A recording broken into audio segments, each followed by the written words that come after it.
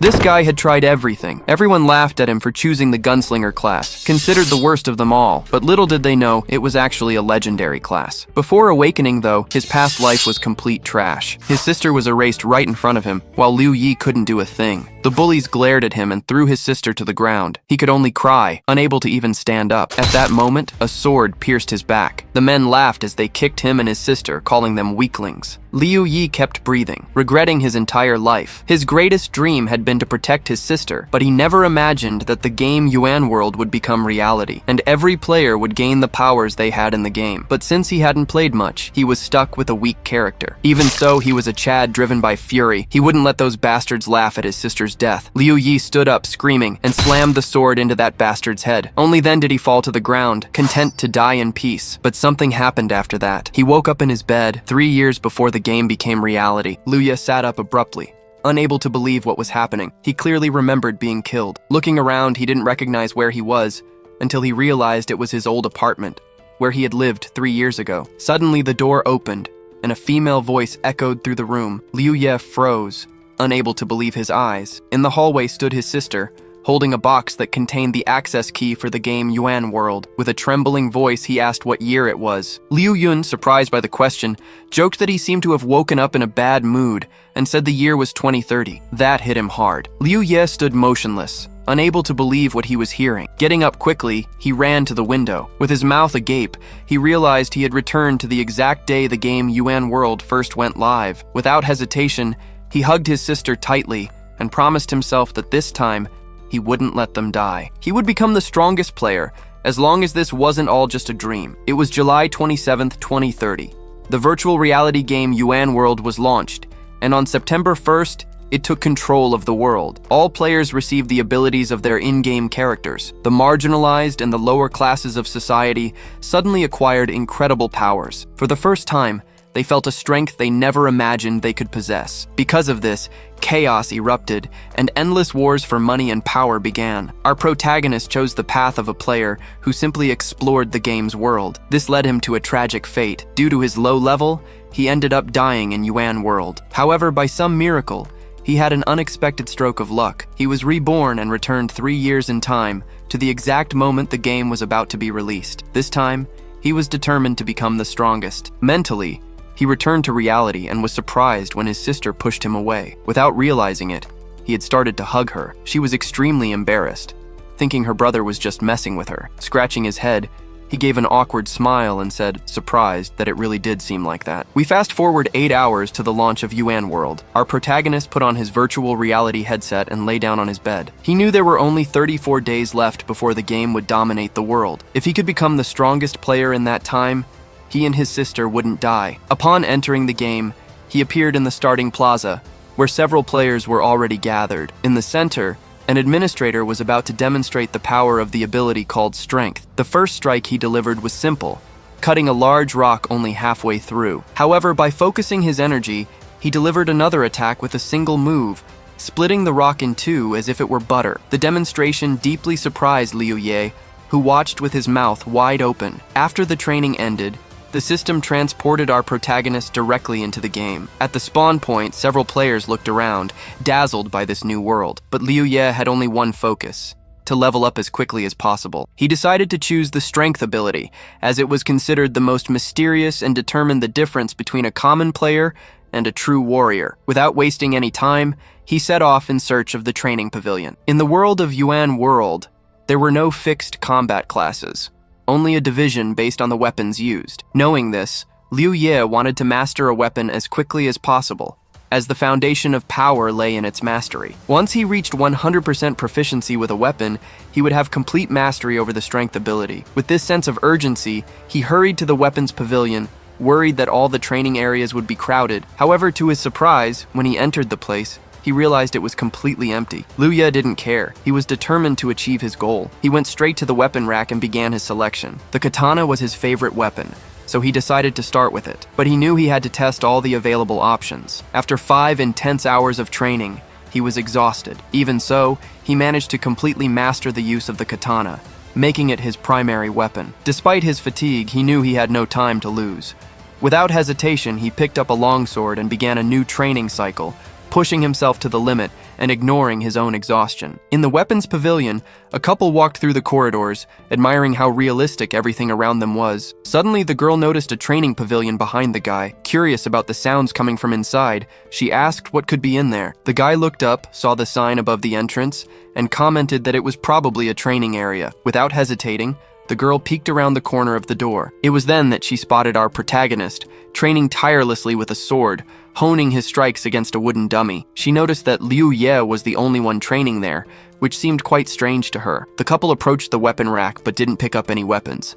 They first wanted to understand how the training worked. They watched for a few minutes, then threw the weapons on the ground, saying it was a boring activity reserved for losers. As they were leaving, the guy explained that the training pavilion was only for increasing weapon proficiency and offered no other advantages. He even emphasized that reaching 100% proficiency required at least 10,000 strikes. The girl suggested they leave immediately and invest that time in leveling up. The guy agreed instantly. Before leaving, the girl glanced back at Liu Ye one more time. For some reason, he was etched into her memory. Liu Ye, for his part, didn't even notice anyone had been there. He struck relentlessly, showing no intention of resting. On the first day, he completely mastered the katana and the halberd, but his long-awaited special ability wasn't granted. On the second day, he reached maximum mastery with the spear, axe, shield, and hammer.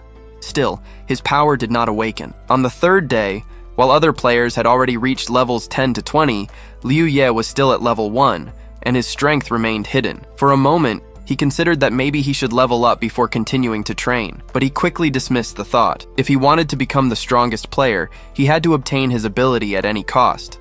Nothing would stop him. Once again, the scene shifts to the street near the training pavilion. The same couple was walking by, discussing the fact that a player had died. The penalty in UN World was cruel. Upon death, a player lost all their experience levels. In the middle of their conversation, the girl spotted Liu Ye again and was incredibly surprised. He was still training. The guy next to her was also shocked. He said there were many more exciting ways to play, far better than spending days training non-stop. The intrigued girl couldn't understand why Liu Ye was so persistent. Her friend suggested that maybe he knew some hidden secret. Excited, he thought about trying to master a weapon too. However, the girl shot down his idea. She claimed it was useless, as Liu Ye had already been training for 3 whole days, and nothing had changed. While other players were reaching level 20, he was just honing his weapon skills. He wouldn't stand a chance of winning that way. Liu Ye, however, completely ignored the couple. He had a goal and wouldn't waste time on distractions. The girl grew irritated with his obsession. She said Liu Ye seemed like a gaming addict, and that even if he did become the strongest fighter, she would never try weapon training. To her, the time was better spent leveling up. With no patience to stay there any longer, she pulled her friend's arm and insisted they leave. They needed to gain more experience as soon as possible. Days later, our protagonist received an unexpected notification. He had mastered 18 types of weapons, and as a result, earned the title of Weapon Master. Now he was able to use the abilities and characteristics of the other 17 weapons with any main weapon he chose. With a whip in his hands, he was exhausted and stood motionless, processing the message before his eyes. He couldn't understand what was happening. He had mastered every possible melee weapon, but his long-awaited special ability never manifested. Because of this, he decided to ditch bladed weapons. Perhaps his true talent lay with firearms. Without wasting time, he headed to the firearms pavilion. As he walked, he reflected on something curious. In his previous life, he had never encountered a player who used power with firearms. Upon entering the pavilion, an impressive hall was revealed before him. There was an immense variety of weapons arranged on metal racks. Without hesitation, Liu Ye chose a pistol. The days were passing quickly. More than 5 days had gone by, and he was certain that other players had already reached level 30. Meanwhile, he was still at level 1. Looking at the huge selection of weapons, Liu Ye felt a tightness in his chest. There were too many options, and because of that, UN World might take over the world before he could master them all. For a moment, he questioned if it was worth continuing, but then, the memory of his sister's death came rushing back with full force. That level 20 player who killed her, the blood boiled in his veins. He had no choice. He couldn't turn back. Without power, he would never become the strongest player. Taking a deep breath, he raised the pistol and began his training. Even if his destiny was to die again, he would never give up. Meanwhile, at the training pavilion, the girl who had previously mocked Liu Ye's dedication decided to come back and check on his progress. However, when she looked inside, she found no one. Surprised, She thought he had given up and left for good. Suddenly, a loud bang echoed through the area. The thunderous sound made her freeze in place. What was that? Instinctively, she followed the noise and went up the stairs toward the firearms pavilion. Peeking around the corner of the door, she was dumbfounded. Liu Ye had stopped shooting. The reason? He had completely destroyed the training target. Around him, a strange greenish aura flickered, as if his very existence was changing. The girl covered her mouth with her hands, stifling a scream. Her eyes reflected pure horror. What on earth was happening to him? Liu Ye, for his part, remained paralyzed. He wasn't looking at anything, as if he were lost in a void. But in reality, he was reading the notification he had been waiting for so long. The message read, "Congratulations, you have reached 100% mastery with the pistol. As a reward, you have acquired a new ability." A shiver ran down Liu Ye's spine. He had finally received his power. Now, for the first time, he felt prepared for the impending disaster. A faint laugh escaped his lips. The next step was clear: level up and catch up to the other players. His stats were basic: strength, 5 agility, 5 endurance, 5 intelligence, 5 senses, 5. The only exception was his special resistance, which had only 1 point. Additionally, a new passive skills icon had appeared, but it was empty. Heading for the exit, Liu Ye was ready to start leveling up. However, as he reached the door, he noticed a girl standing in the hallway. She tried to act natural, looking away and casually whistling a tune, pretending she hadn't seen anything. Liu Ye, however, didn't waste time trying to figure out if she had seen something or not. He simply walked right past her, as if she wasn't there. The girl, in turn, felt strangely embarrassed. A wave of irritation washed over her, and she didn't understand why she was so flustered. She wanted to ask what had happened inside the pavilion, wanted to understand the strange aura she saw around Liu Ye, but she hesitated. In the end, she remained silent. Upon leaving the training pavilion, Liu Ye had an insight. Only a weapon truly suited to the player could grant power. With this in mind, he decided to go to the equipment shop. He needed to buy a pistol, ammunition, and a close combat weapon. On the way, he heard rumors about Yuan World. The most relevant piece of information was that the game had reached the milestone of 10 million online players. This only confirmed his concern. Time was passing way too quickly. Arriving at the shop, Liu Ye chose his gear. He acquired a low-level pistol called the White Dragon, which cost 500 coins. He also bought a box of 300 common bullets for 300 coins and a low-level dagger that cost him 200 coins. In total, he spent 1,000 coins on his new acquisitions. As he left the shop, he felt a bit discouraged. The prices were too high, and the fact that the in-game currency had a value equivalent to real money made everything even more expensive. To him, the company behind Yuan World had gone overboard with the item prices. Still, he was satisfied with his new weapons. Looking at the dagger, an idea struck him. Without hesitation, he activated his special skill, Weapons Master. This skill allowed him to overcome the limitations of weapons and apply the powers of one to another. The first real test of his new power was about to begin. Determined to test his skills, Liu Ye went to the Mirror Kingdom Gaming Company. This place allowed players to create a mirrored copy of themselves to fight against. The rules were simple. If a player managed to defeat their copy, they would receive extra money and experience.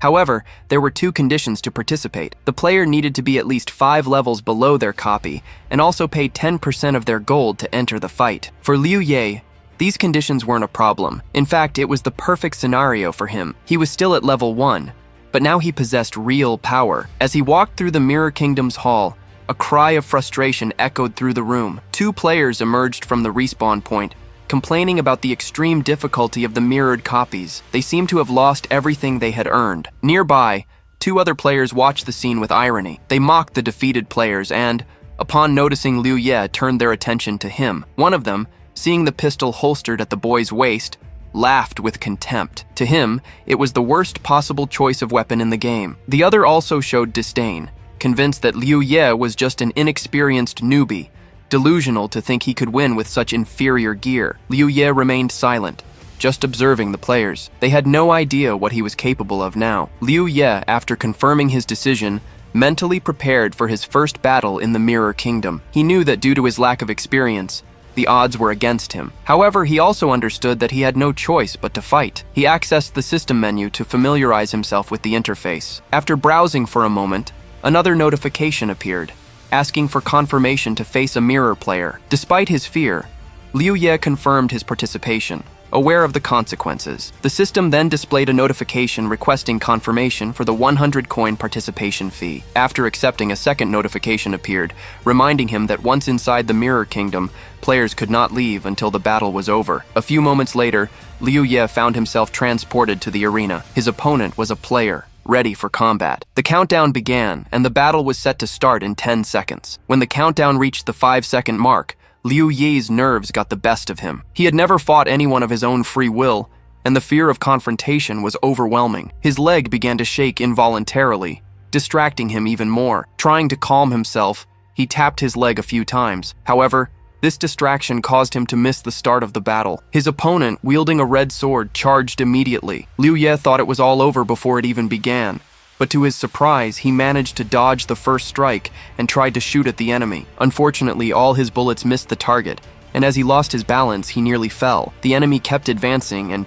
taking advantage of Liu Ye's instability, disarmed him with ease. Now, weaponless, Liu Ye had to face the red sword with only his physical strength. The enemy seemed certain of his victory. Yet, in that moment of doubt, Liu Ye realized he couldn't give up. This was his second chance at life, and he wasn't going to lose it. He activated his Master Archer skill, which allowed him to modify the blade's properties. With the increased strength of the blade, Liu Ye easily blocked the sword's strike. The blade's enhanced power allowed him to counterattack with a strength he didn't know he possessed. With skill and precision, he cut through the enemy's sword, rendering it useless, and then quickly defeated him. Despite the victory, Liu Ye was still shaking with nerves. His hands were trembling, and his breathing was heavy, a reaction he couldn't control. He felt a wave of frustration at not being able to calm down after this win. Meanwhile, a few minutes earlier, 2 other players were walking through the arena, discussing their plans to gather members for their teams. They talked about how hard it was to win battles in the Mirror Kingdom,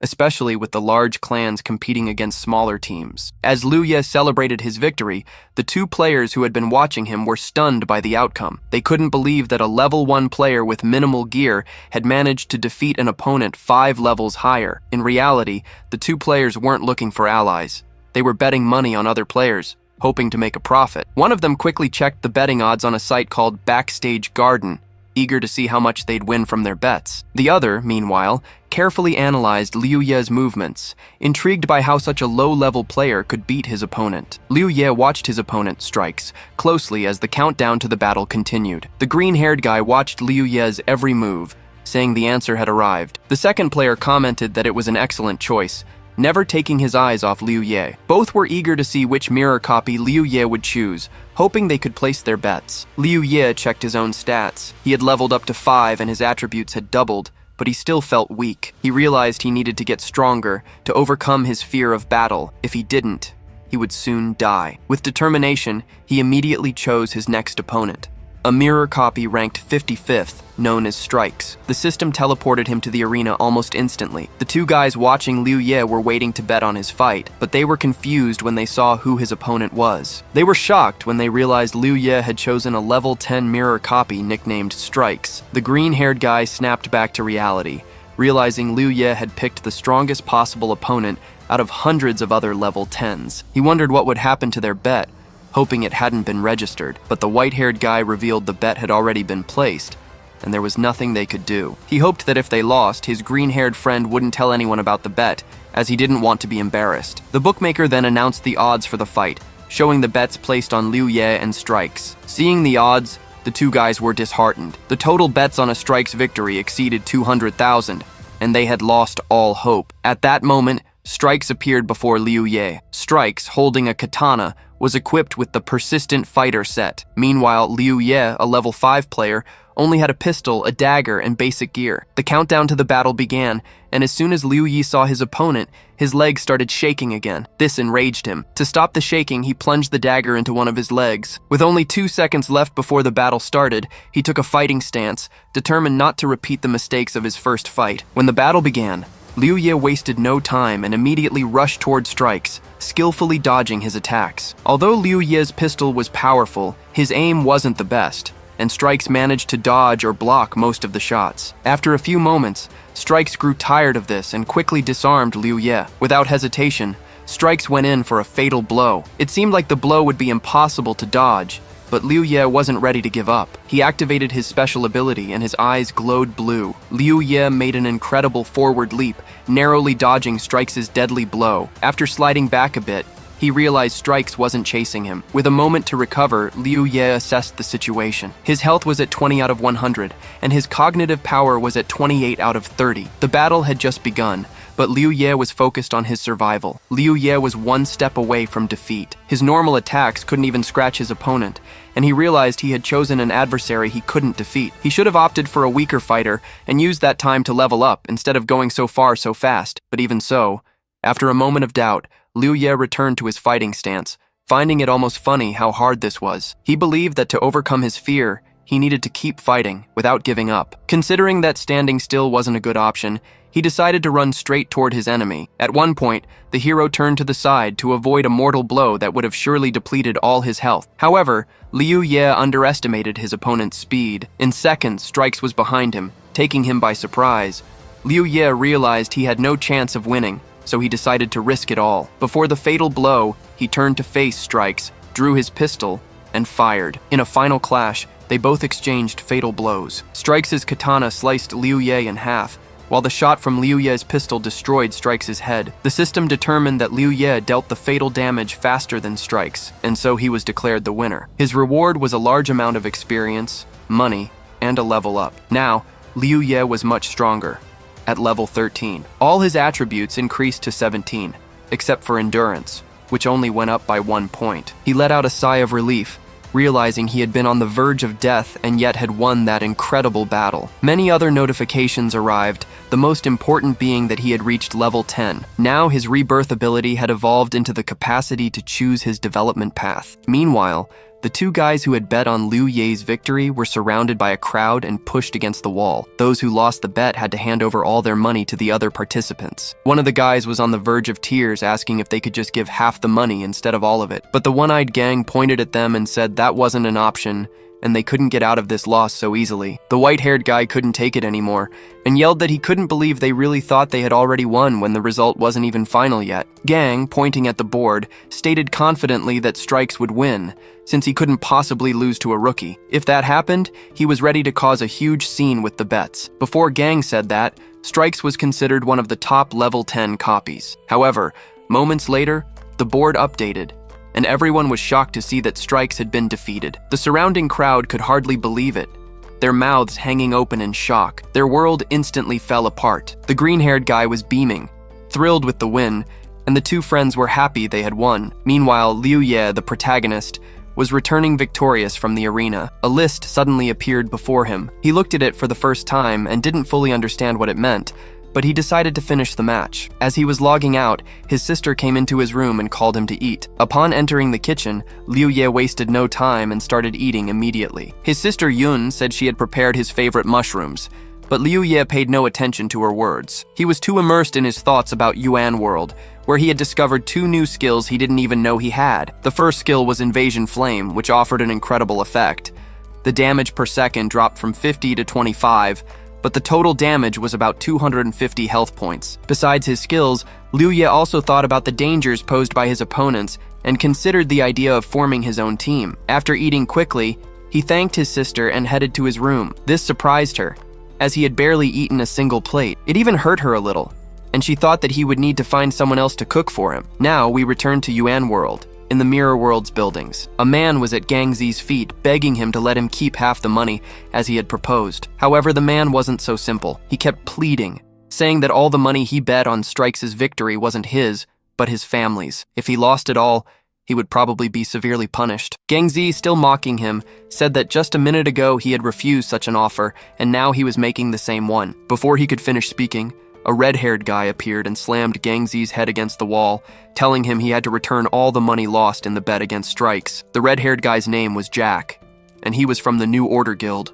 which was in charge of the Mirror World. Gang was pushed against the wall, trying to explain that the one who beat Strikes had nothing to do with him. He had only placed the bet, and didn't know Liu Ye would choose the Strikes copy to defeat. But what Gang said didn't concern Jack in the slightest. Jack replied that, in the end, the white-haired guy was the one who profited, and even if he managed to escape responsibility here, things would be handled differently in the real world. Gang tried his best to defend himself and, to avoid being bothered in real life, offered all the money he had won from the bet. Jack, however, suddenly refused and said he didn't need it, letting the poor man go. Gang thought for a moment and, with a very serious expression, said he had nothing else to offer as compensation. Jack, with a frightening look, simply mentioned a favor Gang would have to do for him, and of course, he had no choice but to agree. Now, let's get back to our hero, who logged back into the game after dinner to continue leveling up. He knew he couldn't hesitate, because he needed to be well prepared for Judgment Day. Soon, Liu Ye received a notification confirming his choice to upgrade the Kai Heal skill. Without hesitation,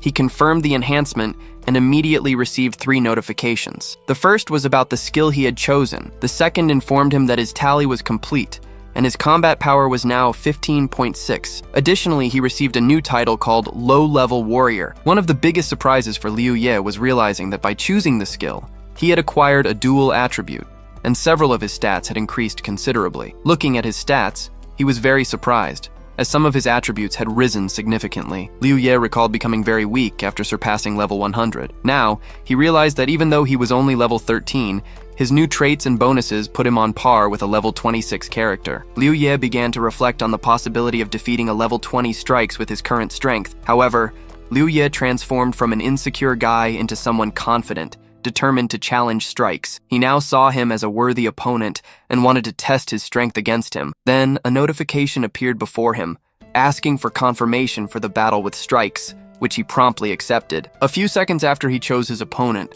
bets for the fight started popping up in the local bookmakers and in the player chat. Someone placed a bet, and 2 guys, who Jack had asked to spread the word, started promoting it. One of them bet everything he had on the protagonist's victory, which angered the golden-haired man. They didn't need to place bets, but the white-haired young man was convinced that Jack couldn't do anything now. Even if he tried, he wouldn't get support from his group, the New Order. The blonde guy noticed his friend's disdainful smile and figured that this Jack character had forced him to publicize the odds in favor of the protagonist. However, he didn't understand the point of it all, since it was obvious no one would bet on Liu Ye, and the odds would be very low. But the guy didn't answer, as his only job was to stir up trouble. The scene shifted to the battle arena inside the Mirrored Realm, where the combat was about to begin in 10 seconds. On one side, Strikes, level 20, armed with 2 katanas and advanced armor. On the other, Liu Ye, level 13, with only a pistol, a dagger, and starter gear. Liu Ye began to ponder,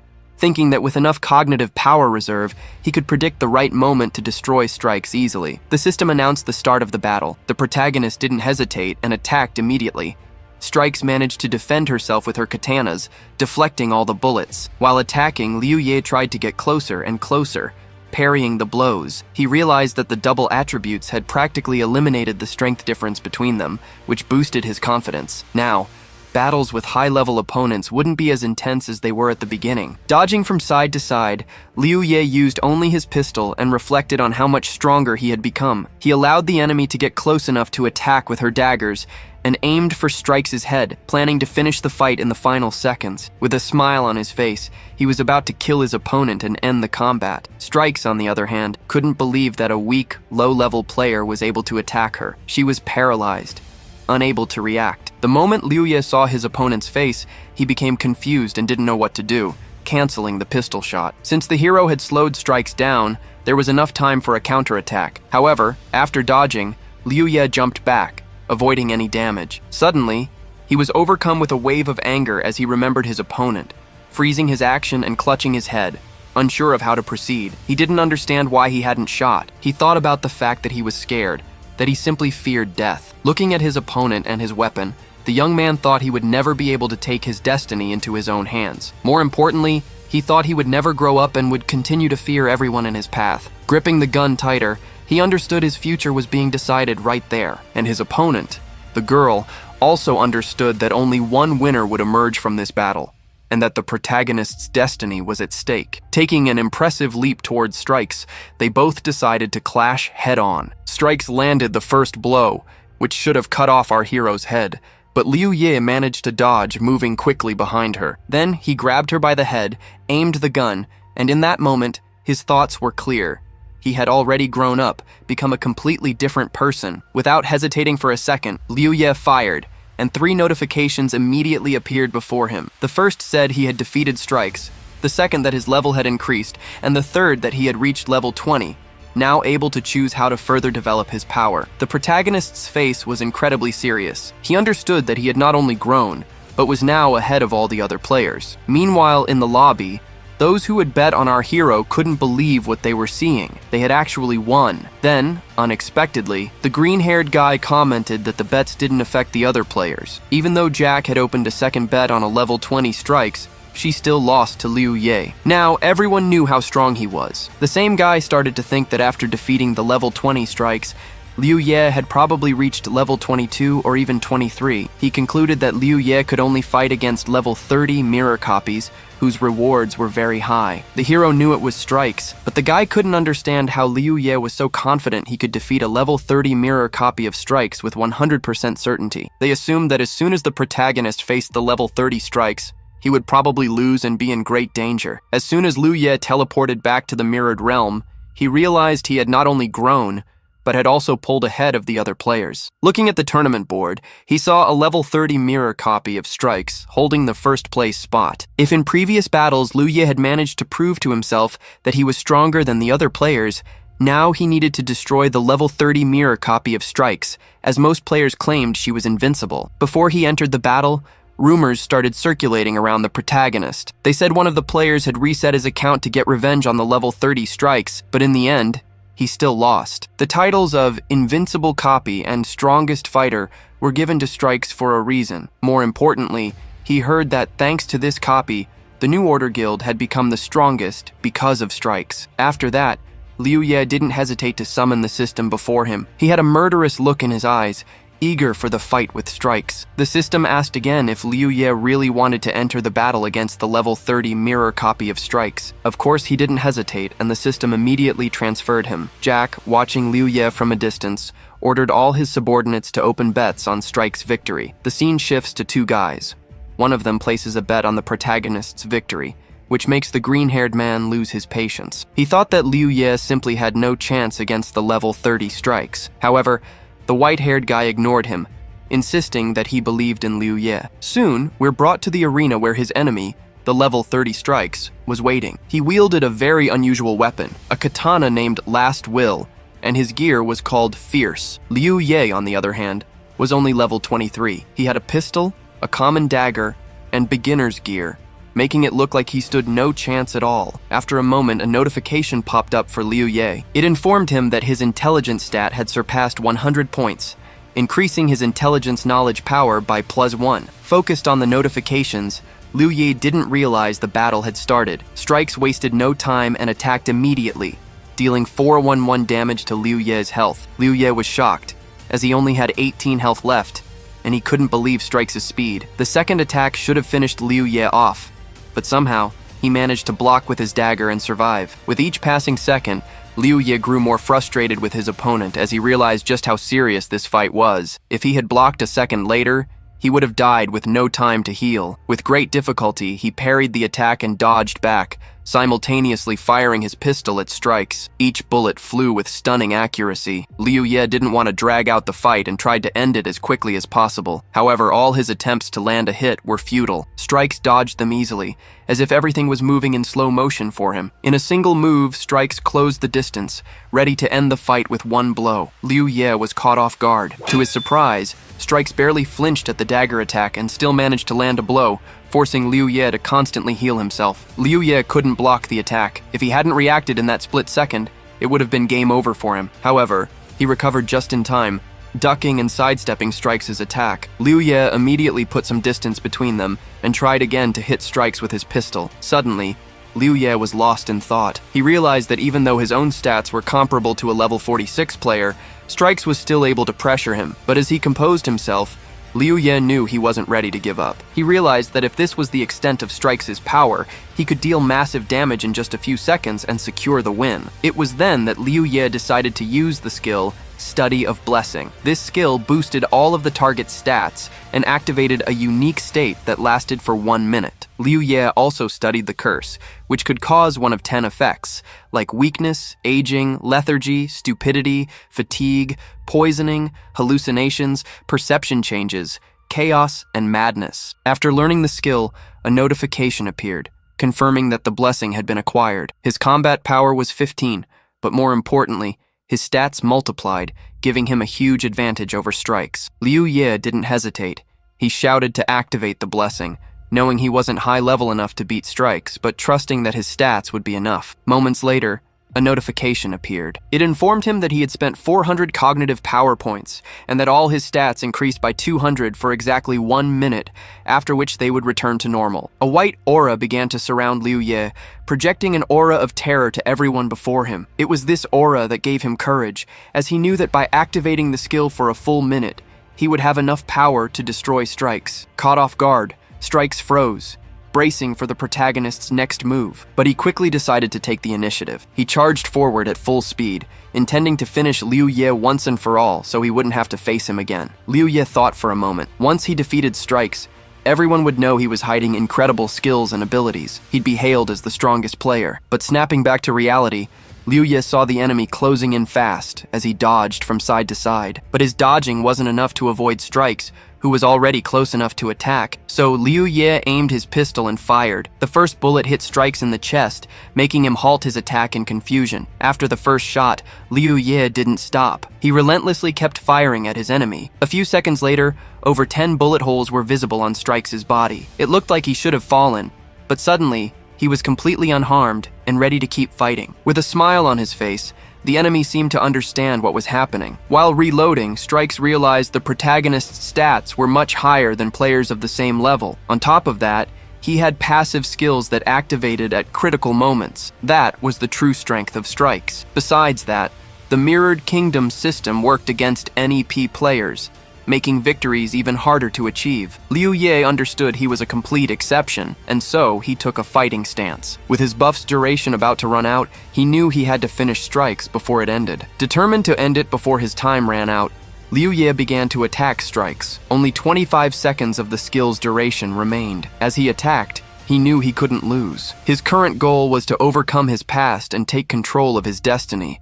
something he had failed to do before. With each new attack, Strikes closed in on the protagonist. With 15 seconds left, Liu Ye jumped back and launched a counterattack. With time running out, Liu Ye attacked and parried Strikes' blows, giving the enemy no time to rest. Just seconds before the skill ended, a bullet hit Strikes directly in the forehead, shattering his armor. Strikes began to tremble violently, and his weapon fell from his hands. He stopped attacking. A moment later, completely drained of strength, he collapsed, showing clear signs that he was dead. The system notification began to dissolve. The enemy's body lay on the ground. Liu Ye stared at it, unable to believe he had defeated the most powerful opponent in the Mirrored World instance. He could already imagine the comments about his victory. They would call him the strongest player, the one who managed to defeat a level 30 enemy, the mighty Strikes. Furthermore, his hidden skills were incredible, granting him the qualities of an invincible warrior. Someone commented that such titles meant nothing to level 30 players, as they belonged to completely different worlds in terms of strength. To illustrate, one of the spectators explained that a level 30 player was, at best, like the ground beneath the protagonist's feet, meaning they could never reach his level. The protagonist's imagination sent his self-esteem soaring, lifting his spirits even higher after the victory against Strikes. Then, several notifications popped up on his interface. The first one congratulated him on his victory against Strikes, while the second informed him of his huge reward in both money and experience. He could barely contain his happiness. Not only had he gained money and experience, but he had also overcome a great fear. Just then, the system teleported him back to the Mirrored Kingdom. In the waiting room, Jack had watched the battle and couldn't believe that Liu Ye had defeated the strongest copy in the Mirrored Kingdom. What infuriated him most, however, was the money he lost betting on Strikes to win. Meanwhile, two players who had bet on the protagonist were euphoric. They jumped for joy, and a white-haired young man smiled at the stones around him, saying he was right about Liu Ye and that his bet had paid off. He then suggested that from now on, everyone should always follow their instincts. However, his friend grabbed his arm and warned that it was too early to celebrate, as many things could still happen. He advised that they both log off from the game and, in real life, move to another apartment to avoid being found by Jack. The scene shifts to the real world, in the protagonist's house. He is sitting on his bed, silently reflecting on his victory against Strikes, the game's strongest copy. Suddenly, the The door opens. A girl appears from another room and remarks that he must be hungry, inviting him to get something to eat. However, he had other plans. With a smile on his face, he said the two of them were going out for a walk and that he would take her out for some barbecue. As they walked down the stairs, the girl asked her brother where he had gotten the money, since restaurants were expensive for them. Laughing, he replied that she wouldn't believe it. He had won a large sum of money in the game, and because of that, they needed to celebrate their good fortune. His sister accepted without question and didn't ask for more details. The next day, still at the protagonist's house, he made an online purchase. After completing the transaction, he received a confirmation that the order would arrive in 2 months. Sitting at the table, he couldn't believe it. In just 24 days, Yen World was supposed to take over the real world, making those 2 months far too long to wait. Still, he had no choice, as the nearest store he checked was out of stock. Instead of letting it get him down, he gathered his determination and decided he needed to work even harder while waiting. The scene then shifts, and we see 2 girls walking along the waterfront. They were extremely embarrassed, as all the passers-by were staring at them. The best friend suddenly decided to ask Yun why Liu Ye had asked the girl out on a date. Thoughts began to flood her mind, and she feared that something terrible had happened. Yun, however, kept a beaming smile from ear to ear and remained silent for a while, lost in thought. She was imagining how she would introduce her brother to her friend, as that was her real goal. After all, the girl was incredibly attractive,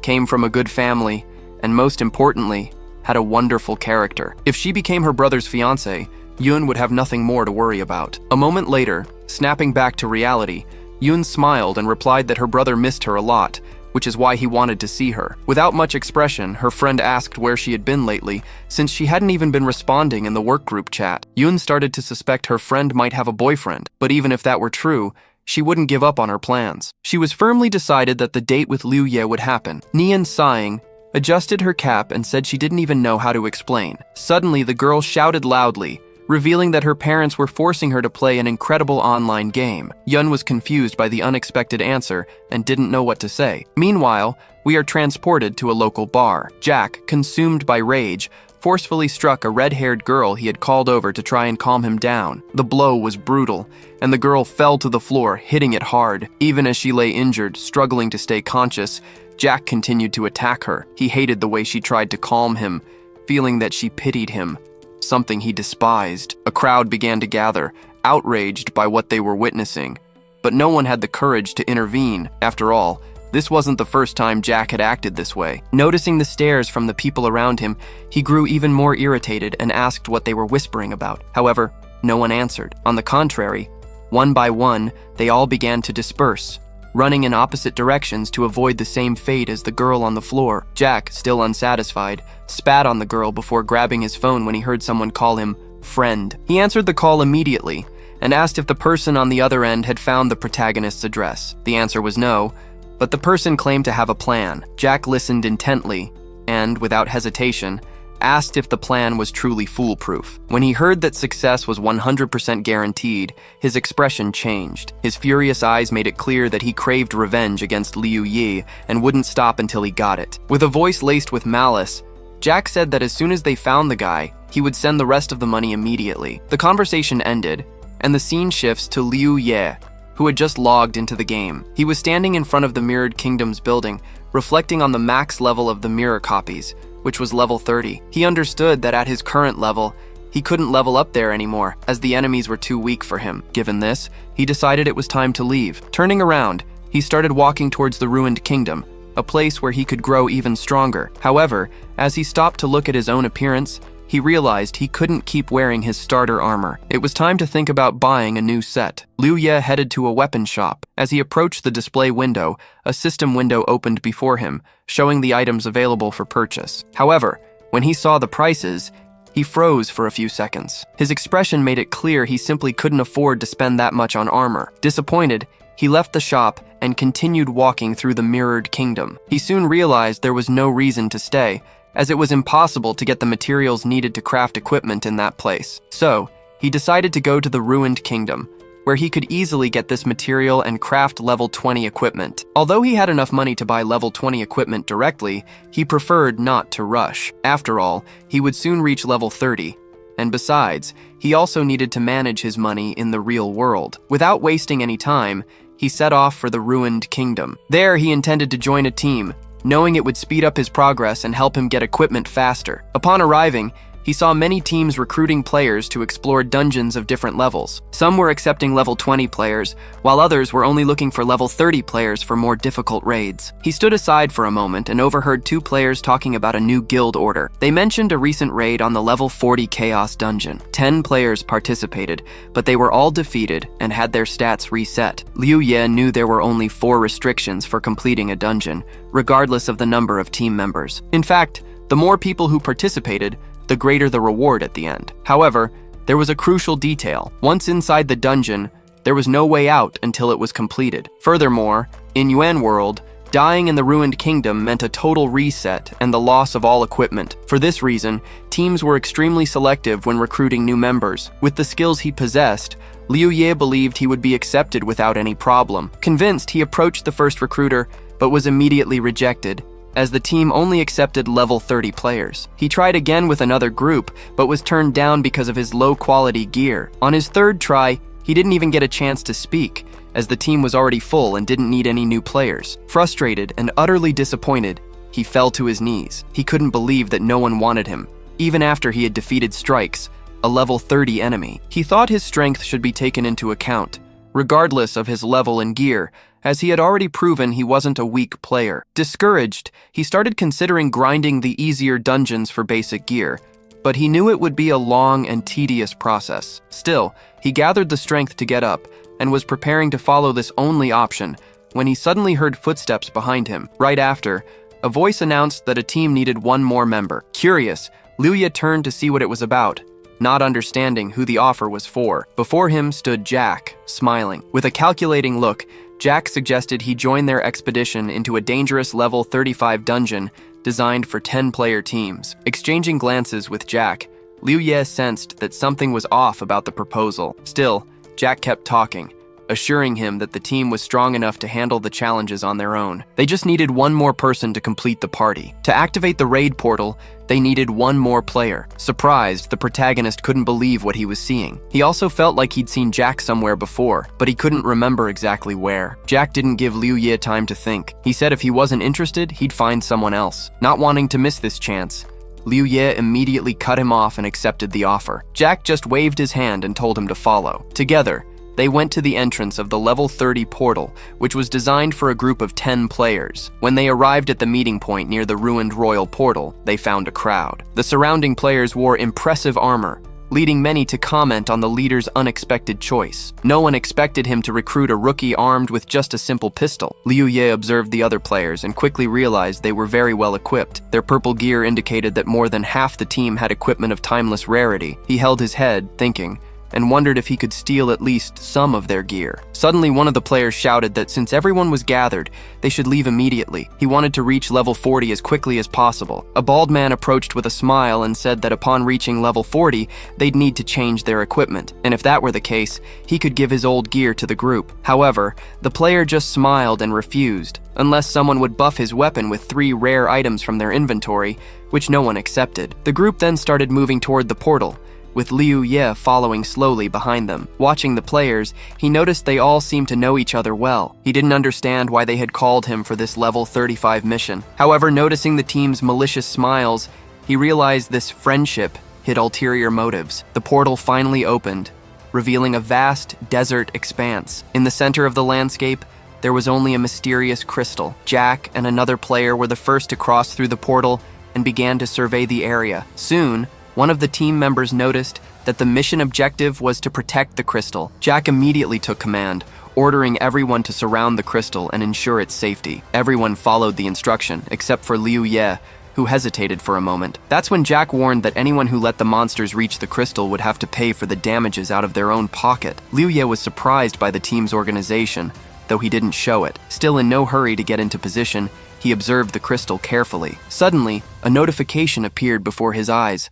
The mission was loading. A few seconds later, another message informed him that the task was to protect the crystal for 3 waves of enemies. At the bottom of the screen, he saw the crystal's health bar and the penalty for failure, death for all players. Just then, a shout interrupted his thoughts. Someone announced that the monsters were attacking. Liu Ye looked out at the desert, but he saw nothing but a dense fog. However, he soon realized this was no ordinary fog. It had been generated by the monsters themselves. From within the smoke screen, an enemy emerged at high speed. The creature looked like a spider, but it had absurdly large fangs. The bald man yelled at Liu Ye to get closer to the crystal, warning that if he didn't follow orders, he could be killed. Without arguing, the protagonist obeyed. Meanwhile, a swarm of monstrous insects flew toward the bald man, who was holding an immense axe. It looked like his game was about to end right there, but the man had entirely different plans for this raid. With a single swing of his axe, he destroyed several beetles at once. He watched the others, who were also wiping out large beetles as if they were ants, and realized their teamwork was top-notch. The protagonist understood that this group knew exactly what they were doing. He felt useless in that battle and realized he didn't need to try so hard, as he might just get in the way. Jack was destroying the monsters one by one until he suddenly stopped and gave a serious look to his sword-wielding ally. With just a glance from Jack, the ally understood he needed to let one of the monsters get past him to the protagonist. Without hesitation, he allowed the first enemy that attacked him to pass, pretending he didn't have time to kill it. The spider-like creature advanced toward the protagonist, aiming to destroy the crystal. However, the young man didn't hesitate. With a smile on his face, he heard the others yelling for him to protect the crystal, saying they'd let a monster slip by. It only took him a few seconds to defeat the enemy. At that moment, he thought that even though they worked well together, their strength was only that of an average player. They weren't even close to the copy of Strike he had defeated. A notification then popped up, informing them they had protected the crystal from the first of 3 waves. The next one would arrive in 10 minutes. After finishing off all the monsters, they sat down to rest. One of them commented on how skilled the protagonist was. At first glance, no one would guess he was a master, since few could defeat a monster 10 levels higher with beginner's gear. The swordsman, who had let the monster slip by, was blaming himself for his mistake. If the 10th member of the group hadn't suddenly vanished, there wouldn't have been a gap in their defense. The bald man reassured him, telling him not to worry since the problem had been solved. He then turned to the protagonist and told him that in the next wave, he would have to fight alongside them on defense to ensure no monsters got through. The young man sitting next to Liu Ye suggested they invite the protagonist to join the team so he could get noticed. He then asked the protagonist what he thought about joining their group. That way, he wouldn't have to look for people to form his own party. Besides, by playing together, they could take on high-level challenges. The protagonist really liked the offer and even considered accepting it on the spot. Right after he agreed, the man in black armor asked Jack what he thought about Liu Ye joining them. Jack smiled and replied that he didn't mind him joining the group, but there were some conditions. New members had to provide their phone number and real-world address. This was to protect them from situations like the one they had faced before. Hearing this, the protagonist was confused. He didn't say anything, just kept listening. Jack began to talk about how hard it had been to get that gear, and in the end, Sam had taken it all for himself. That's why they were now having trouble with the monsters. If Liu Ye wanted to join them, he would have to accept these conditions. The protagonist grew thoughtful. He understood the situation perfectly, even though no one had spelled it out for him. After these words, Jack and his allies flashed malicious smiles that were hard to ignore. This made Liu Ye even more suspicious. They said their goal was to invite him on the raid, and for a few seconds, everyone froze, unsure of what to do. Quickly, Liu Ye stood up and scanned the large number of mid-level players in the hall. Realizing this was clearly no coincidence, they had chosen him intentionally. As soon as they entered the raid, they acted friendly toward him. Then, they deliberately let the monster pass to find out what the protagonist's true power was. Finally, they invited him to join the team permanently. With a smile, Liu Ye concluded that based on everything that had happened, they were trying to get information on his real-world address. Looking at Jack, who was radiating intense anger, the protagonist didn't stop talking. He suggested that Jack was probably the one in charge of the New Order Guild's Mirror Realm. Before joining them, he had overheard the same 2 guys talking about the New Order Guild. They mentioned the guild had the real address of a 20-year-old guy who could defeat strikes. Ever since then, no one had seen that guy again. The young man, smiling, said he was flattered that his efforts were being recognized, especially for defeating level 30 strikes. With this, the protagonist realized that Jack had gathered everyone here to find out his real address and then deal with him. Jack, trying to hide his true colors, claimed the protagonist must have him confused with someone else. With his weapon in hand, the protagonist stated that he never actually wanted to join their team. He was just thinking about earning some money and experience with such a strong team on a raid. However, seeing their intentions, he realized he shouldn't pretend anymore. After all, they were enemies, and enemies should be eliminated. Jack stood up, glaring at the protagonist with a terrifying look as his entire team surrounded him. Then he began to speak, mocking the idea that Liu Ye thought he could defeat 9 players, all 10 levels higher than him. One of the group members attacked the protagonist from behind, shouting that he was shameless. At that moment, a notification appeared before Liu Ye. It stated that he had spent 30 power points to increase his next attack by 1500 damage, leaving him with 414 power points and 450 cognition. In the next instant, the sword-wielding attacker fell dead, thrown several feet forward. Everyone couldn't believe what they were seeing. In a single blow, he had killed an opponent 10 levels stronger than him. Those surrounding him were stunned. No one expected a man to instantly defeat someone so much stronger than himself. Something started happening to the dead character's body. It began to glow with an intense blue light, as if it were absorbing something and transforming into another substance. After the transformation, a strange sphere appeared before the protagonist. It was called a blue military pearl. Note, military pearls drop when a player is defeated. There's a chance to receive a random item from the dead player's equipment or backpack. The protagonist picked up the sphere and with a serious expression asked, "What's so impossible about defeating 9 players?" Jack, furious, was ready to tear him apart, believing the young man was being overly confident. Jack then ordered everyone to attack the protagonist at once. They all charged forward, trying to defeat him as quickly as possible. Unfortunately for them, the young man no longer knew mercy. A few seconds later, the first girl fell. Just like the man with the hole in his head, the protagonist killed them one by one. He knew that by killing these enemies, he was taking away their chance to survive. But unfortunately, he had no other choice. He couldn't die here. His sister wouldn't be able to get the players' identities, so no matter what they said, he had to get stronger. With his current strength, he wouldn't be able to protect his sister when Yuan World took over their world. The protagonist decided he needed to rise to the top, but first, he had to eliminate those who might stand in his way in the future. Therefore, to achieve his goal, Liu Ye decided to walk over the mountain of bodies piling up around him. Jack and his entire squad were paralyzed, wondering why they couldn't kill him. After all, their levels were much higher than the protagonist's, and their gear was better. The young man was extremely irritated, though he had already guessed the protagonist was strong. All of Jack's allies tried to persuade the protagonist to stop. They believed that if he killed any more of them, they wouldn't be able to clear the dungeons and would lose all their resources. The protagonist replied that it didn't matter to him, as he could simply go to the secret mirror zone and do the same thing. Whatever he lost, he could recover in a single day. But for them, the situation was different. Their equipment would be lost, and they lacked the strength to defeat the Mirror Realm characters. Jack grew even more irritated and said he could gather people to stop the protagonist from entering the secret mirror zone, but Liu Ye just laughed in response. Then he started killing Jack's allies, something Jack himself couldn't believe. Jack wanted to order them to avoid more deaths, but before he could even speak, 2 players behind him were already dead. As his allies were defeated, Jack remembered a time when he had greeted an important person who told him they had to remain the top players in Yuan World.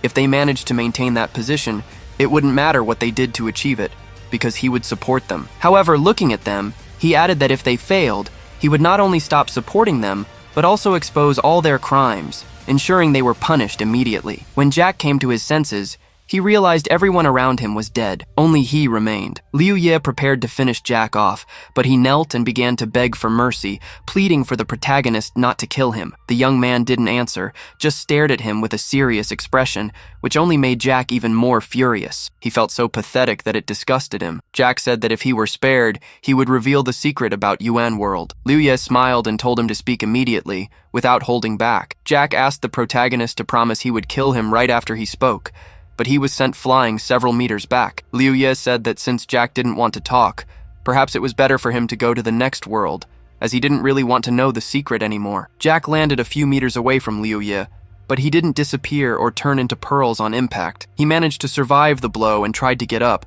trembling, which surprised the protagonist. Liu Ye was impressed by Jack's resilience, wondering how he had managed to survive a direct attack. Suddenly, he heard a noise coming from the far end of the desert, and immediately deduced that a second wave was about to begin. To start, Jack said that Liu Ye must know some of Yuan World's secrets, otherwise he couldn't have become so strong. What surprised Jack the most was that even he couldn't handle Liu Ye. Because of this, he planned to report all of this to his superiors.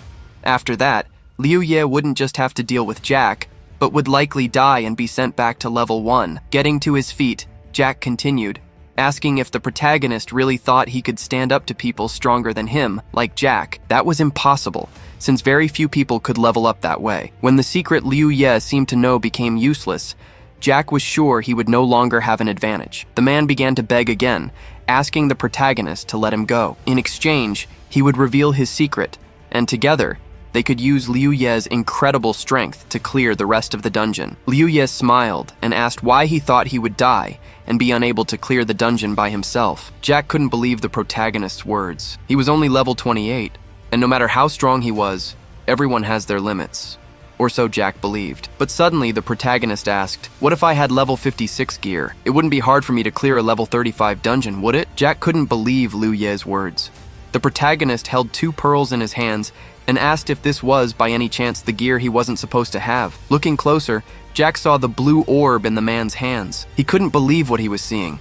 The surprise on his face was unmistakable. With a confident and determined smile, the protagonist shouted for the blue orb to open and release its equipment. In an instant, the protagonist appeared, dressed in yellow and black armor. He wore a frost tank top that gave him incredible buffs, and it was also purple ranked. A purple ranked rapid combat suit protected his entire body, offering resistance, strength, agility, and armor, requiring level 30. The combat gloves provided the same attributes, with more focus on sensation, but the strength stat was removed. Violet-ranked high-speed combat boots granted the protagonist impressive agility. The most important item was the purple-ranked beam katana, which gave Liu Ye a 160 attack power bonus and also increased his defense by 30. Now, the hero possessed incredible stats, and based on combat calculations, he had the skills of a level 46. With a smile on his face, he remarked that he should thank the men who had just died at his hands, as he had gotten free equipment from them. Now, with this gear,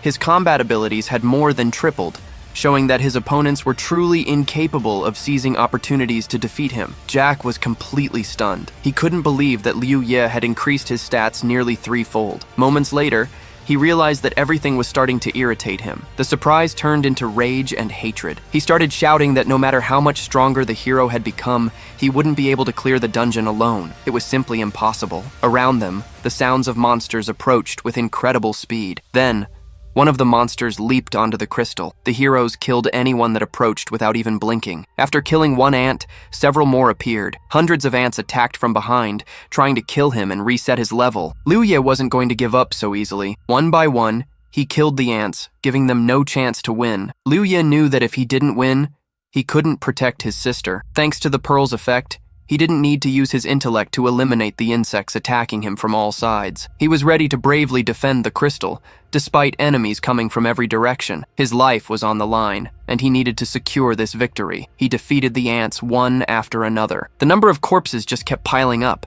but it seemed endless. When Liu Ye's health dropped to almost 0, he used a healing spell, allowing him to continue the battle without losing strength. Meanwhile, Jack managed to kill a few ants. He noticed the protagonist's health was low, but to his surprise, he healed quickly. Jack couldn't believe his eyes. He thought Liu Ye was using rare potions and yelled that it didn't matter. Jack believed he just needed to dodge and he could outlast Liu Ye. Liu Ye paid no attention to Jack, focused on killing the creatures surrounding him. Jack kept screaming that he would pay for his arrogance, but Liu Ye just smiled and told Jack to worry about his own survival. He said he could easily destroy the monsters and handle the situation, so even if Jack begged for mercy, it wouldn't save him. These words angered Jack even more. He couldn't believe that even in such a desperate situation, Liu Ye was so confident and bold with his statements. Staying alert, Jack noticed an ant trying to attack him from the side and killed it instantly. Meanwhile, Liu Ye continued to eliminate an impressive number of monsters. His health was again reduced to a minimum, but he used his healing ability once more,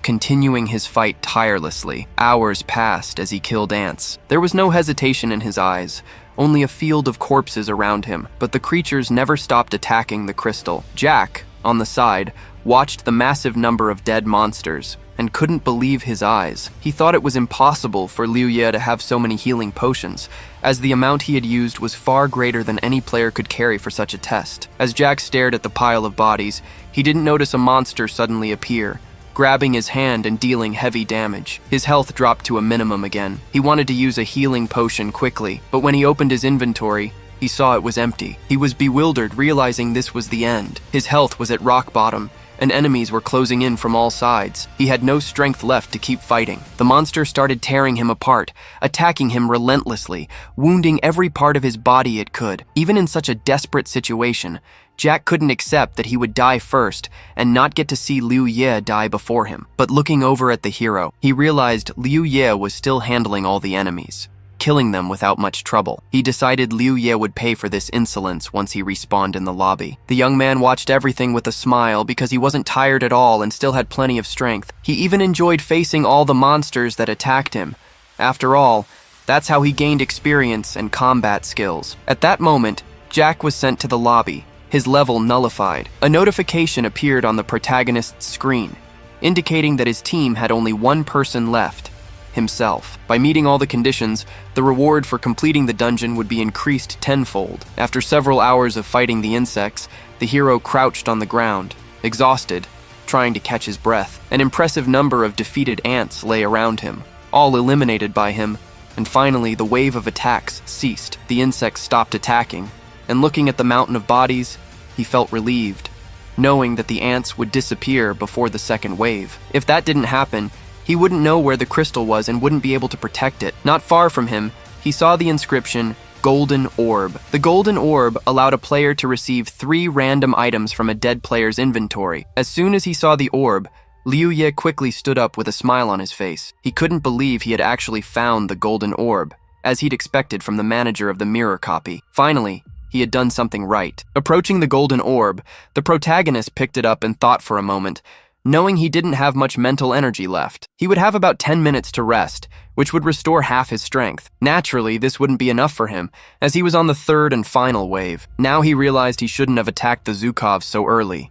He should have waited for the final wave. Now, all he could do was hope the Golden Orb would yield something valuable to help him face the last wave. As he spoke the words to open the Golden Orb, a notification appeared before him, offering a choice between equipment and items. Liu Ye started to reason logically, thinking that his strength, agility, and armor would soon reach 100 points. He wondered if he could get equipment that would improve these 3 stats and increase his combat ability. Therefore, he selected the equipment option. Immediately, a notification popped up saying the system was opening the orb and the equipment would be retrieved. He received a set of purple and gray amber equipment, which gave him 10 agility and 5 senses. The exact same second ring fell into the protagonist's right hand. The third item he got was a purple class pendulum pistol, which gave him 200 strength, 30 wisdom, and a locking ability.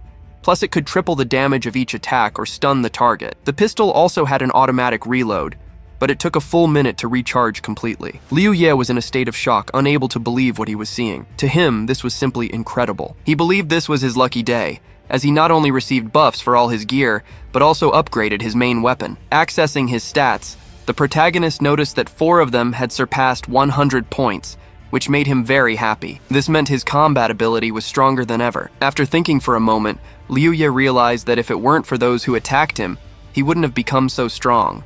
So he decided to thank them. The protagonist thanked them with a smile on his face. He was ready to enter battle, knowing he was only behind in terms of his level. But as soon as he protected the crystal in this dungeon, he would catch up to the top players. Now, we shift to the city at night, where we find ourselves in a room where players are revived after death. Jack was in the middle of the room, talking to his boss, head bowed, saying that Liu Ye definitely had some kind of secret that allowed him to have stats exceeding his level. After everything that happened, Jack claimed that if this weren't true, he wouldn't have died at the protagonist's hands. He told the boss that even if he didn't believe it, he should know about the complexity of the Ruined Kingdom dungeon. A level 28 player clearing a level 35 dungeon alone was too much, and there was definitely something wrong. Otherwise, he wouldn't have been able to kill everyone. The boss, looking at Jack with a scornful gaze, said he was giving him one more chance. Within a few days, he needed to level up, and the boss would deal with Liu Ye personally by sending others to handle him. Jack thanked the leader for giving him another chance,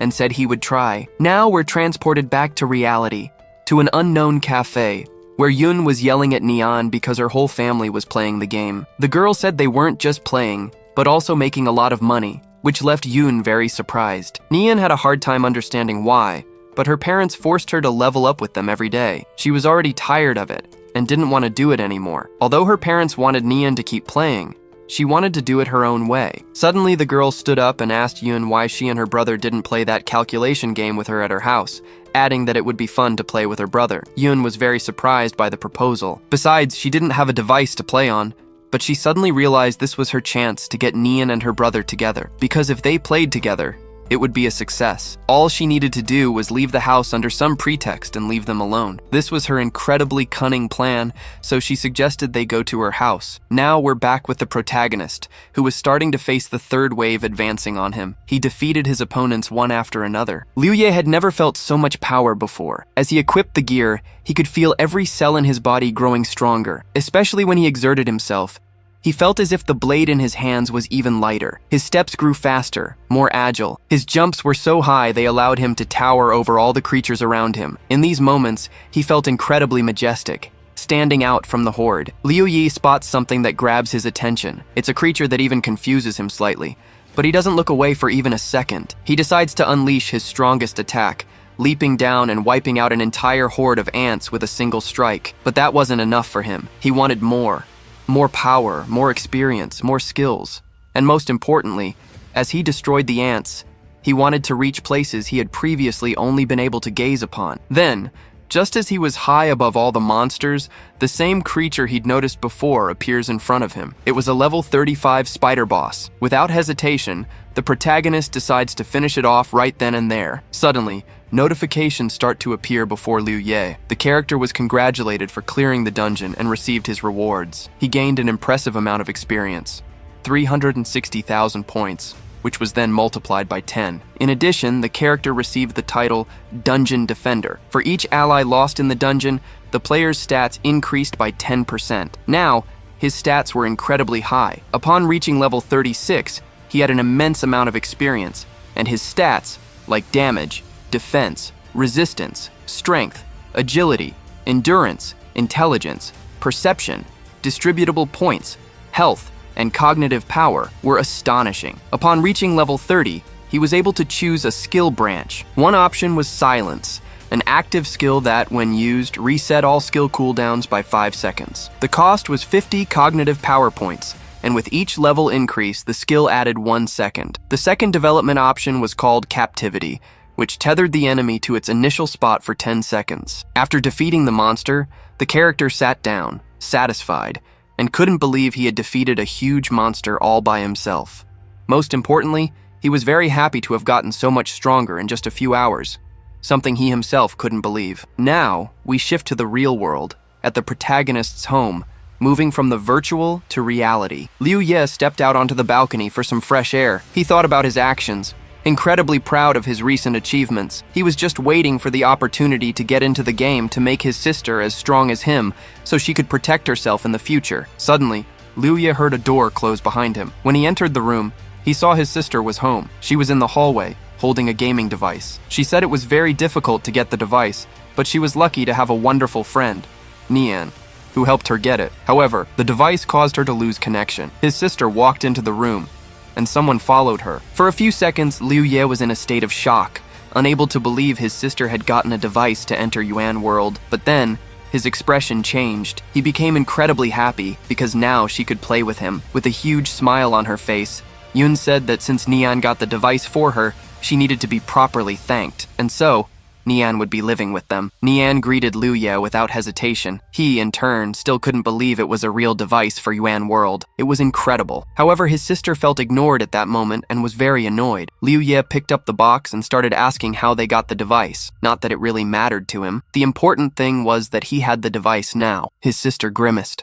She couldn't believe her brother was ignoring the beautiful girl beside him, focused on his new toy instead, especially since he knew Nian was going to be living with them now. Nian, meanwhile, was very surprised that some device could make Liu Ye so happy. Now we go back one day in time, to an unknown level 40 dungeon. A vast forest under a bright moon surrounds the area. Several people were sitting around a campfire, discussing how if they cleared the level 40 dungeon, they would surpass the second-ranked team, which would increase their profits. They were also talking about the incredibly strong girl who helped them find a village. This girl was in the New Order group, and her team ranked third. Her name was Wei Shi. Suddenly, a man named Chao Yang approached her. He said she could ask to join the first-ranked team after clearing the dungeon, which would speed up her development. Confused, She didn't understand what he was saying and completely ignored his approach. Then, one of the team members told the captains that if Wei Shi left, they wouldn't be able to progress as quickly anymore. They ignored the man's concern and began to discuss how the team would have no future if she left. Besides, they had invested a lot in her,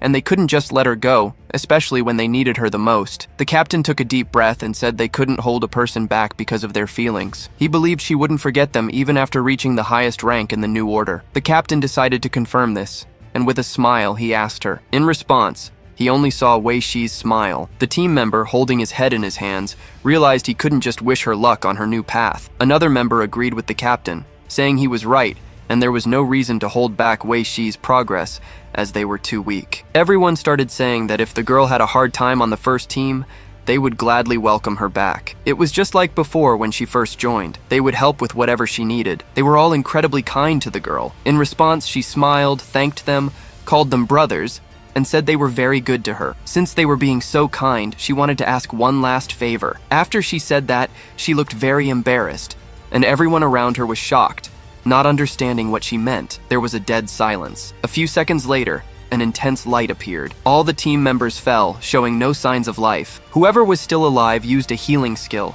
and couldn't believe what they were seeing. Wei Shi, who had been with them the whole time, had betrayed them. She wanted to be incredibly strong, but her level wasn't high enough, so she decided to activate the dungeon's reward. This way, she would become the strongest player in the Yuan world. The captain was furious with her. After everything they had done for her, was this how she repaid their kindness? Again, Wei Shi just laughed and waved her hand, saying there was no need to be so angry. It was just a game, and they could always get back up and level up again. The captain refused to listen anymore and told her to go to hell. She was an ungrateful creature and he attacked her. Wei Shi was able to dodge the bullets and said she had warned him many times that no matter how much he shot at her in the Yuan world, the bullet speed was limited. Therefore, a bullet couldn't outpace a player with an agility stat over 100. Then, the girl simply got behind the captain and pierced his neck. Wei Shi repeated coldly that cold steel was an entirely different matter, because its power depended on the user's stats. Speed and damage weren't limited, so she was able to kill the captain easily. The next day, we are transported to a level 45 dungeon, where 20 people are fighting a humanoid monster. The captain reports that several people have run out of potions and asks if he has stocked up enough. The captain, known as Strikes from the New Order, was fighting with impressive strength, and everyone around him admired his skills. He was very good at what he did, but his power had a drawback. To build up enough power, he had to wait a long time. However, when he finally reached his maximum strength, he had no trouble defeating even the biggest monsters. The captain was level 45, and beside him was Blazing Fire of the New Order, also level 45. During the fight, the captain noticed another player with similar power. He immediately wondered if this player was an enemy or could be persuaded to join them. The master quickly replied that he had killed the captain of the Mirrored Kingdom. This surprised him so much that he started to scratch his head. The captain then asked about a girl named Wei Shi and what she was up to. The scene then shifts to a forest, outside the control zone. A girl is standing on the edge of a cliff looking at her system screen. She received a private message from Blazing Fire, telling her she needed to meet a new player, our protagonist, because of his power. Wei Shi smiled happily as she read the message. It didn't mention killing or recruiting the character, but she knew powerful players were quite rare. If she managed to recruit the protagonist for the guild,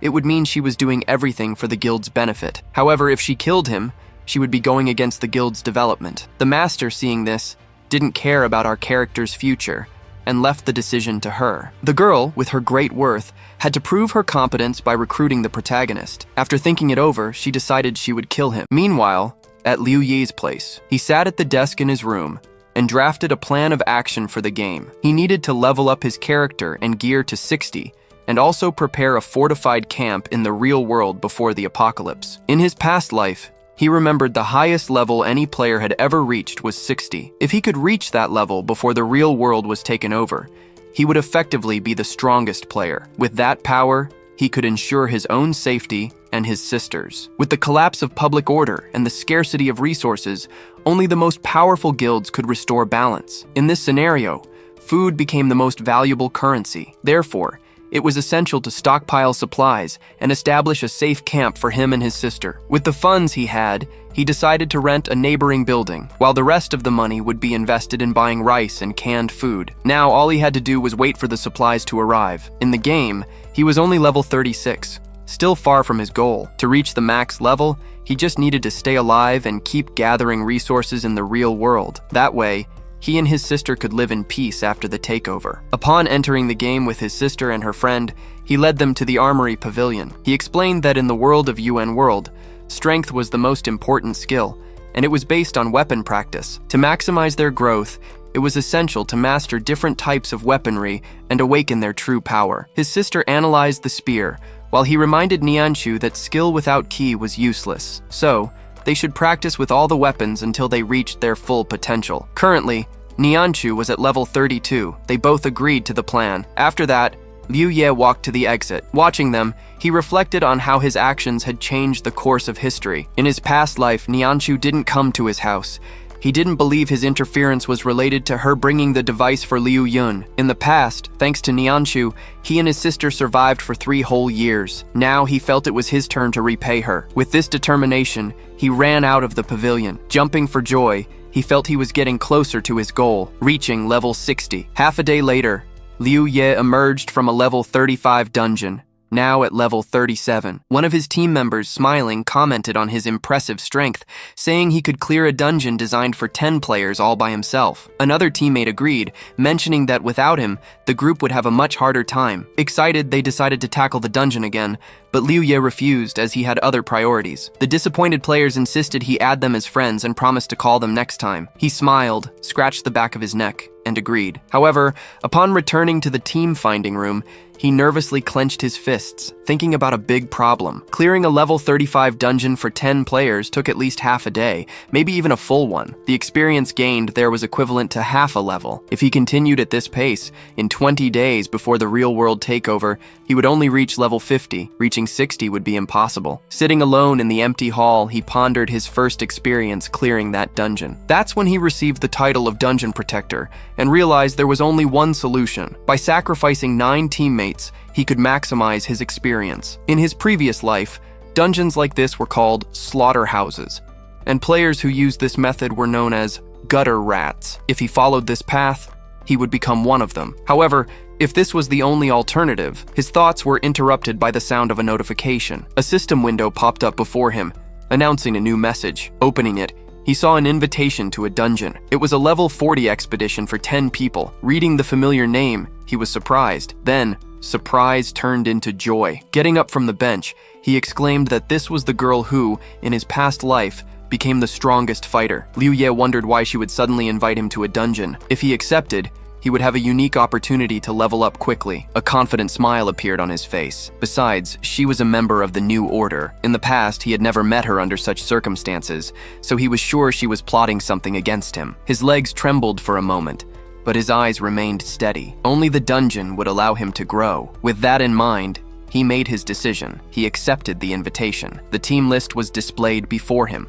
The players' levels ranged from 37 to 45. Seeing the familiar names on the list, Liu Ye smiled when he noticed Lin Fei. He recalled how, in his past life, he'd claimed the reward from a desperate situation by finishing the quest alone. To do so, he had destroyed all of his comrades. He remembered how his old teammates had trashed him in the general chat. The girl nicknamed Cookie had a similar story, but in her case, she started harassing the other players. In the end, she killed them all in self-defense. The other team members had similar pasts. The team for this dungeon had been hand-picked by Wei Xi herself. Liu Ye touched his chin thoughtfully, wondering how Wei Xi could have known these players were trouble. After joining the group, a chat became available. He announced that since everyone was gathered, they should head out. Wei Xi sent a point on the map for them to head to. Lin Fei, seeing the new member, questioned Wei Xi's choice. He doubted this was the player she mentioned and wondered why he was still level 37. Wei Xi replied that on this team, levels didn't matter. What was most important was strength. Liu Ye opened the map and noticed that most of the members were in Muksu City, while the others were in the out-of-control area, or on their way there. His expression grew serious as he analyzed the situation. The out-of-control zone was a dangerous place. Muksu City's controlled territories were divided into 5 zones. Muksu City served as a resource resupply point for all players. All the dungeons within the city were under control, and had long since been modified. There were dungeons for beginners and greater challenges. The especially dangerous zone was for players seeking extreme challenges. The controlled danger zone, on the other hand, was completely altered and all its creatures were sealed within the city. He had already been to one of these dungeons with Chicken Crown. The Chaos Zone was a deadly territory. Muksu's influence over the dungeons there was minimal. Creatures above level 30 roamed freely outside the dungeons. The out-of-control zone was even worse. Players died almost immediately upon entering. There, creatures above level 70 wandered about. Finally, the destruction zone. Muksu City had no control whatsoever over this area. The creatures from the dungeons there couldn't be sealed. Max-level monsters, capable of annihilating everything. After some time, Liu Ye was already in the out-of-control area, approaching the meeting point. He was running quickly through the forest when he suddenly heard a scream. He turned, trying to identify who could be screaming. Right after, monsters made of branches and leaves appeared in the forest clearing. Seeing them, he ducked behind a nearby rock and watched as the creatures ran toward the stream, releasing vines along the way. He realized the monsters weren't that strong individually, but their numbers were a problem. A single sound could attract them in successive waves. That scream could only have come from a careless player. After a few moments, silence returned. Liu Ye peeked out and saw that the monsters had moved away. He wondered if the player who had screamed was still alive. He jumped out from his hiding spot, convinced he had to keep moving. He headed toward the meeting point, but out of the corner of his eye, he noticed something approaching. A spearhead was flying toward him. He reacted just in time, catching the weapon in midair and leaning his body back to dodge the blow. The attacker advanced, and Liu Ye tried to figure out who it was. The opponent held the spear firmly and attacked again, but Liu Ye managed to dodge. Now he was looking directly at his opponent's face, whose eyes burned with excitement. Liu Ye drew his katana and counterattacked. The enemy gripped his weapon with both hands, blocking the blade with the spearhead. Then he broke into a smile. The impact created a loud bang, sending dust and leaves flying everywhere. After a few seconds of silence, they stood face to face, sizing each other up. Lin Fei, the player who had attacked him, looked satisfied with the fight. It seemed he now understood why Liu Ye had been chosen by the captain. Liu Ye frowned, hesitating for a moment. Lin Fei, still smiling, acknowledged that his strength was no match for Liu Ye's, but he felt he had earned some respect from him. Before leaving, he pointed out that they needed to get to the meeting point quickly, or else they could be surrounded by monsters. With that, he left without further delay. Only then did Liu Ye lower his katana and watch Lin Fei walk away. He recognized that this player possessed true power, and there was a good chance that Wei Shi had this kind of strength as well. The team was incredibly strong. It was still unclear if anyone there could get the reward from the desperate situation, but the chance of them dying in that dungeon remained very high. However, after a while, he reached the meeting point, where the others were already waiting. As he approached the portal, he hesitated, noticing a girl sitting on a nearby rock, smiling at him. She stood up, clapped to get everyone's attention, and announced that she wanted to say a few words before they entered the dungeon. The protagonist looked at his teammates, recognizing he was now part of their group, even if he wasn't entirely sure about it. The captain spoke up, explaining that the dungeons in the uncontrolled zone were extremely unpredictable. For that reason, their first action upon entering should be to understand its rules, no matter how unusual they seemed. He stressed that everyone needed to stay calm and discuss the plan rationally, as this would be the key to completing the mission. The players agreed with him, and the girl approved of the group's attitude before leading them to the portal, saying they would now move forward. As the others moved ahead, the protagonist hesitated for a moment, remembering his earlier uncertainties. He reflected on his feelings and realized that ever since meeting Wei Shi, considered the strongest player, he had started to doubt his own abilities. He didn't know if his unease was insecurity, nervousness, or just the fear of never being their equal. He also feared failing and seeing all his efforts go to waste. However, instead of letting these doubts consume him, he looked up at the moon shining over the forest, took a deep breath, and moved forward, determined to prove his worth. As soon as they crossed the portal, images began to appear before their eyes, narrating the dungeon's story. A doll was lamenting that her companion no longer wanted to play with her. Leaning against the wall, unconscious, was the woman she used to have fun with. Without any emotion, the doll stated that if she didn't want to play, it would find another toy. The hallways then filled with corpses. The one responsible for the scene, a small, blood-stained mechanical puppet, expressed boredom, saying its old companion had been the most fun. Now, with no one left, it needed to go home. However, it lowered its head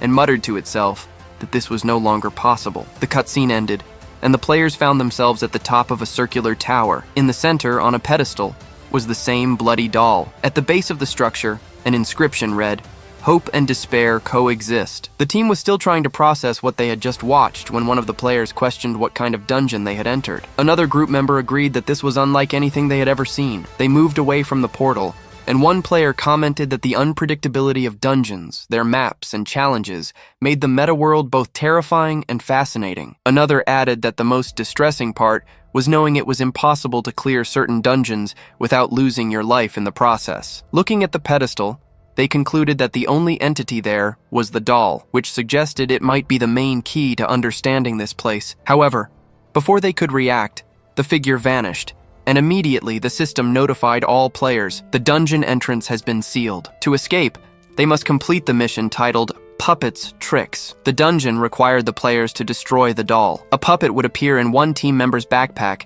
and the other's task was to eliminate the puppet's owner. The dungeon would only be completed if the player with the puppet survived for up to 6 hours. If the time ran out, the mission would fail. According to the rules, the puppet's owner could transfer it to another player if they managed to kill one of their allies. The protagonist was surprised as he read the mission description. He thought that this dungeon seemed to be created especially for those who wanted to get rewards in a desperate situation. The mission indicated that if the player left the puppet for the last survivor, they would have a 100% chance of winning the grand prize. The system announced that the puppet had appeared, and the countdown had begun. Lou immediately decided to check his backpack to make sure he didn't have the toy. However, as he opened the system window, he stopped and thought this wasn't the right time. He knew that once the other players calmed down, he would have to check if he had the puppet. If he did, he would have to decide whether to turn it in, but that would make him a target for everyone else. Facing two powerful fighters wasn't the best position, and his chances of death increased drastically. The other players started eyeing each other suspiciously,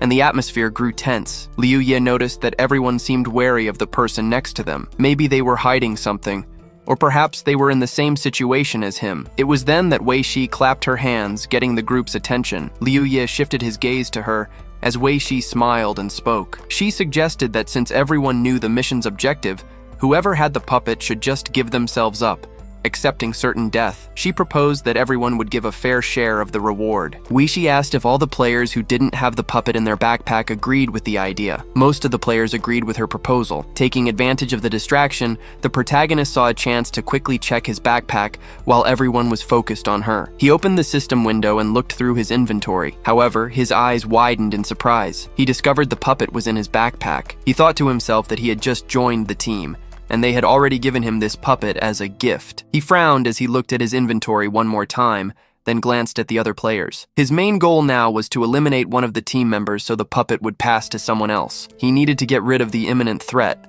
but he still didn't know who to target. Even if he handed over the puppet, he'd struggle to fight two powerful players who would surely show no mercy. Without waiting for a response, one of the players asked if anyone wanted to confess. Liu Ye remained silent, lowering his gaze, but was soon caught off guard by the team captain, who walked up and faced him directly. With a confident smile, he stated it was time for Liu Ye to admit he had the puppet. Liu Ye was surprised by the sudden accusation, but quickly composed himself, his expression turning serious. As he processed the captain's words, one of the female players called him by name, claiming he liked to stand out. Then she demanded that he speak for himself. Liu Ye, however, remained stiff and silent. He looked back at the other team members, noticing they all had peculiar smiles. The memory of the glances they'd exchanged sparked a growing suspicion. Slowly, he realized that even without directly analyzing each other's reactions, they had found a way to confirm he had the puppet. They were all working together. Upon understanding the situation, Liu Ye let out a laugh. It all seemed so obvious now. A sudden invitation to such a strong team was nothing more than a disguise test. Though he still didn't fully understand the woman's hostility towards him, he concluded that this dungeon was specifically designed to eliminate him. The large number of players gathered here was proof of that. He gave the female player an assessing look and, analyzing the situation, concluded that by inviting him to complete the dungeon, she had signed her own death warrant. After all, the only reward in this desperate situation belonged to him. His smile widened as he better understood the game they were trying to force on him. The woman, in turn, commented that he was rude, but it didn't bother her. Liu Ye had already shown his strength, but he was still far from being a match for the rest of the team. They didn't waste time on pointless arguments. The sooner the battle ended, the faster they could move on to the next leveling session. Faced with this, he simply agreed. It was then that Lin Fei shouted, offering him a chance to defend himself. To him, this would make the fight more interesting. After all, They wanted to crush his hopes little by little. Wei Shi, for her part, covered her face with her hands and lamented how cruel they were being. However, she soon pulled her hands away, revealing a cunning smile. With a sharp gaze, she stated that Liu Ye shouldn't force them to act this way. Without hesitation,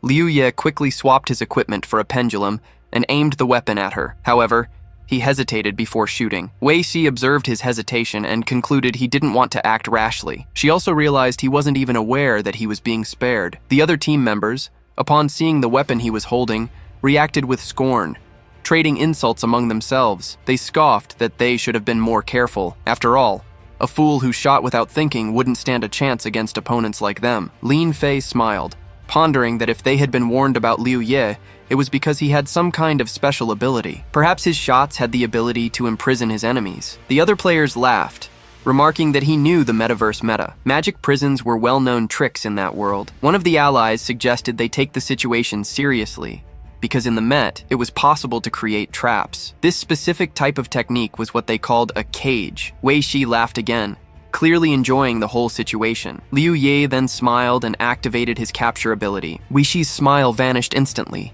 and she leapt back, stopping a few meters away. She looked down at herself and, seeing she was still unharmed, tried to hide her nervousness. For a moment, she shuddered and called out to Lin Fei, warning him they shouldn't mess with Liu Ye. She realized it would be safer to attack him together to end this confrontation as quickly as possible. Meanwhile, Liu Ye kept smiling, satisfied that he had trapped Lin Fei inside the cage. The trapped player struggled to break free, but the chains held firm. The other team members reacted with surprise, crying out in shock at what had happened. Even Wei Shi stared at her teammate, in disbelief at the scene before her eyes. It was at that moment that Liu Ye used his special pistol ability, called Lockup. The technique allowed him to choose between tripling the damage or stunning the target. He chose to increase the damage, and immediately, the system announced that 100 knowledge points had been consumed. His next attack would deal 5,000 damage. With his eyes gleaming with determination, he raised the weapon, aimed directly at Lin Fei, and without hesitation pulled the trigger. The fired bullet cut through the air,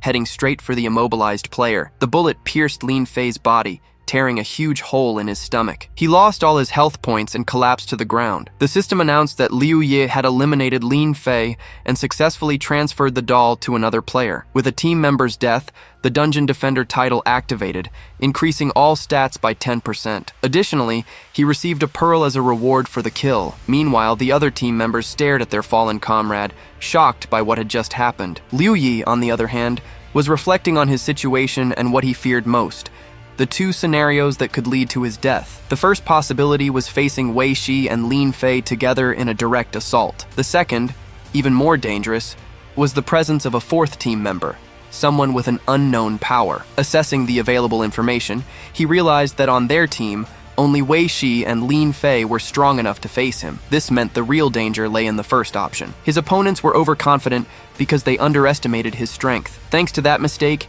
he managed to eliminate Lin Fei, shattering the balance of the strongest duo. Now that he had significantly reduced the threat, he just needed to finish off the rest of the team. A smile spread across his face as he realized victory was within his grasp. Although the ideal move would have been to eliminate Wei Shi first, she managed to dodge the shot at the last moment. This was due to her high perception, a trait that gave her an edge in fast-paced combat. Liu Ye then issued a direct warning to the team, informing them that the doll had passed to one of them. If they wanted to protect their ally, they had to act immediately. Otherwise, he would destroy the doll, preventing any chance of revenge. Aware that the team was weakened, he considered that he needed to be cautious to secure his victory and collect the dungeon's reward. His next step was to identify the player who had the doll in their inventory and keep it until the end. The team captain, hearing this, cursed loudly before freezing in place. The sense of immediate danger made her spin quickly toward the group and order everyone not to move. She knew Liu Ye was trying to find the player with the doll. The other team members, visibly nervous, formed a circle around one of their own, trying to hide them. The player in the center, frightened, instinctively took a step back. Liu Ye noticed her behavior and smiled, realizing he had found his target. The player's terrified look confirmed his suspicion. He reflected that, at that moment, she was completely surrounded. Without wasting time, he propelled his body forward and activated his skill, boosting his stats by 200%. He charged directly toward his goal, determined to eliminate anyone who tried to stop him. With his katana in hand, he advanced, cutting down the players in his path. Their resistance was insignificant. The system announced he had defeated 6 opponents, increasing his stats by 70%. Some of his attributes surpassed the 1,000-point mark. As a reward for the eliminations, he received new pearls, equipment, and items. Faced with the carnage, Wei Shi charged forward furiously, wielding her dagger and trying to strike him. Liu Ye, however, reacted quickly, blocking the attack with a precise movement of his weapon. Meanwhile, one of the players, nicknamed Cookie, was trembling with fear and fell to the ground,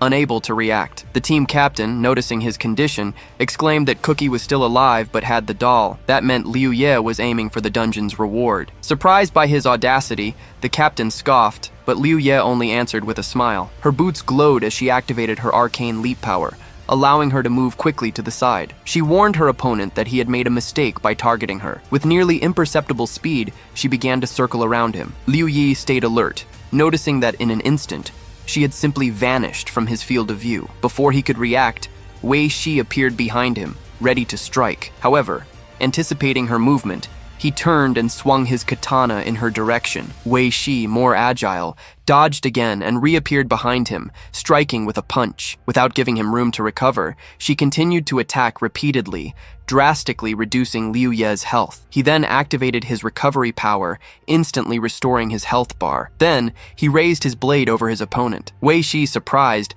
announced that the damage she had dealt was 9,000 points, equivalent to 75% of his health. She recognized she was facing an absurdly resilient opponent. The blows of their blades clashed with a loud clang. Confident, Wei Shi stated that at this rate, he would run out of healing potions before the battle was over. That would guarantee her victory. Liu Ye, however, just smiled. Without hesitation, Wei Shi switched weapons and executed a sudden attack. The blow was devastating, reducing his health by 9,800 points. But, just like before, Liu Ye restored his health in the same instant. Stunned, Wei Shi pondered what was happening. She knew the level 30 instant recovery potion restored only 1,000 health points, and each player could only carry 10 vials inside the dungeon. However, Liu Ye had already regenerated over 19,000 points in total. It didn't make any sense. While she was trying to understand the situation, she didn't notice Liu Ye's sudden movement. He lunged forward with a powerful punch, hitting her hard.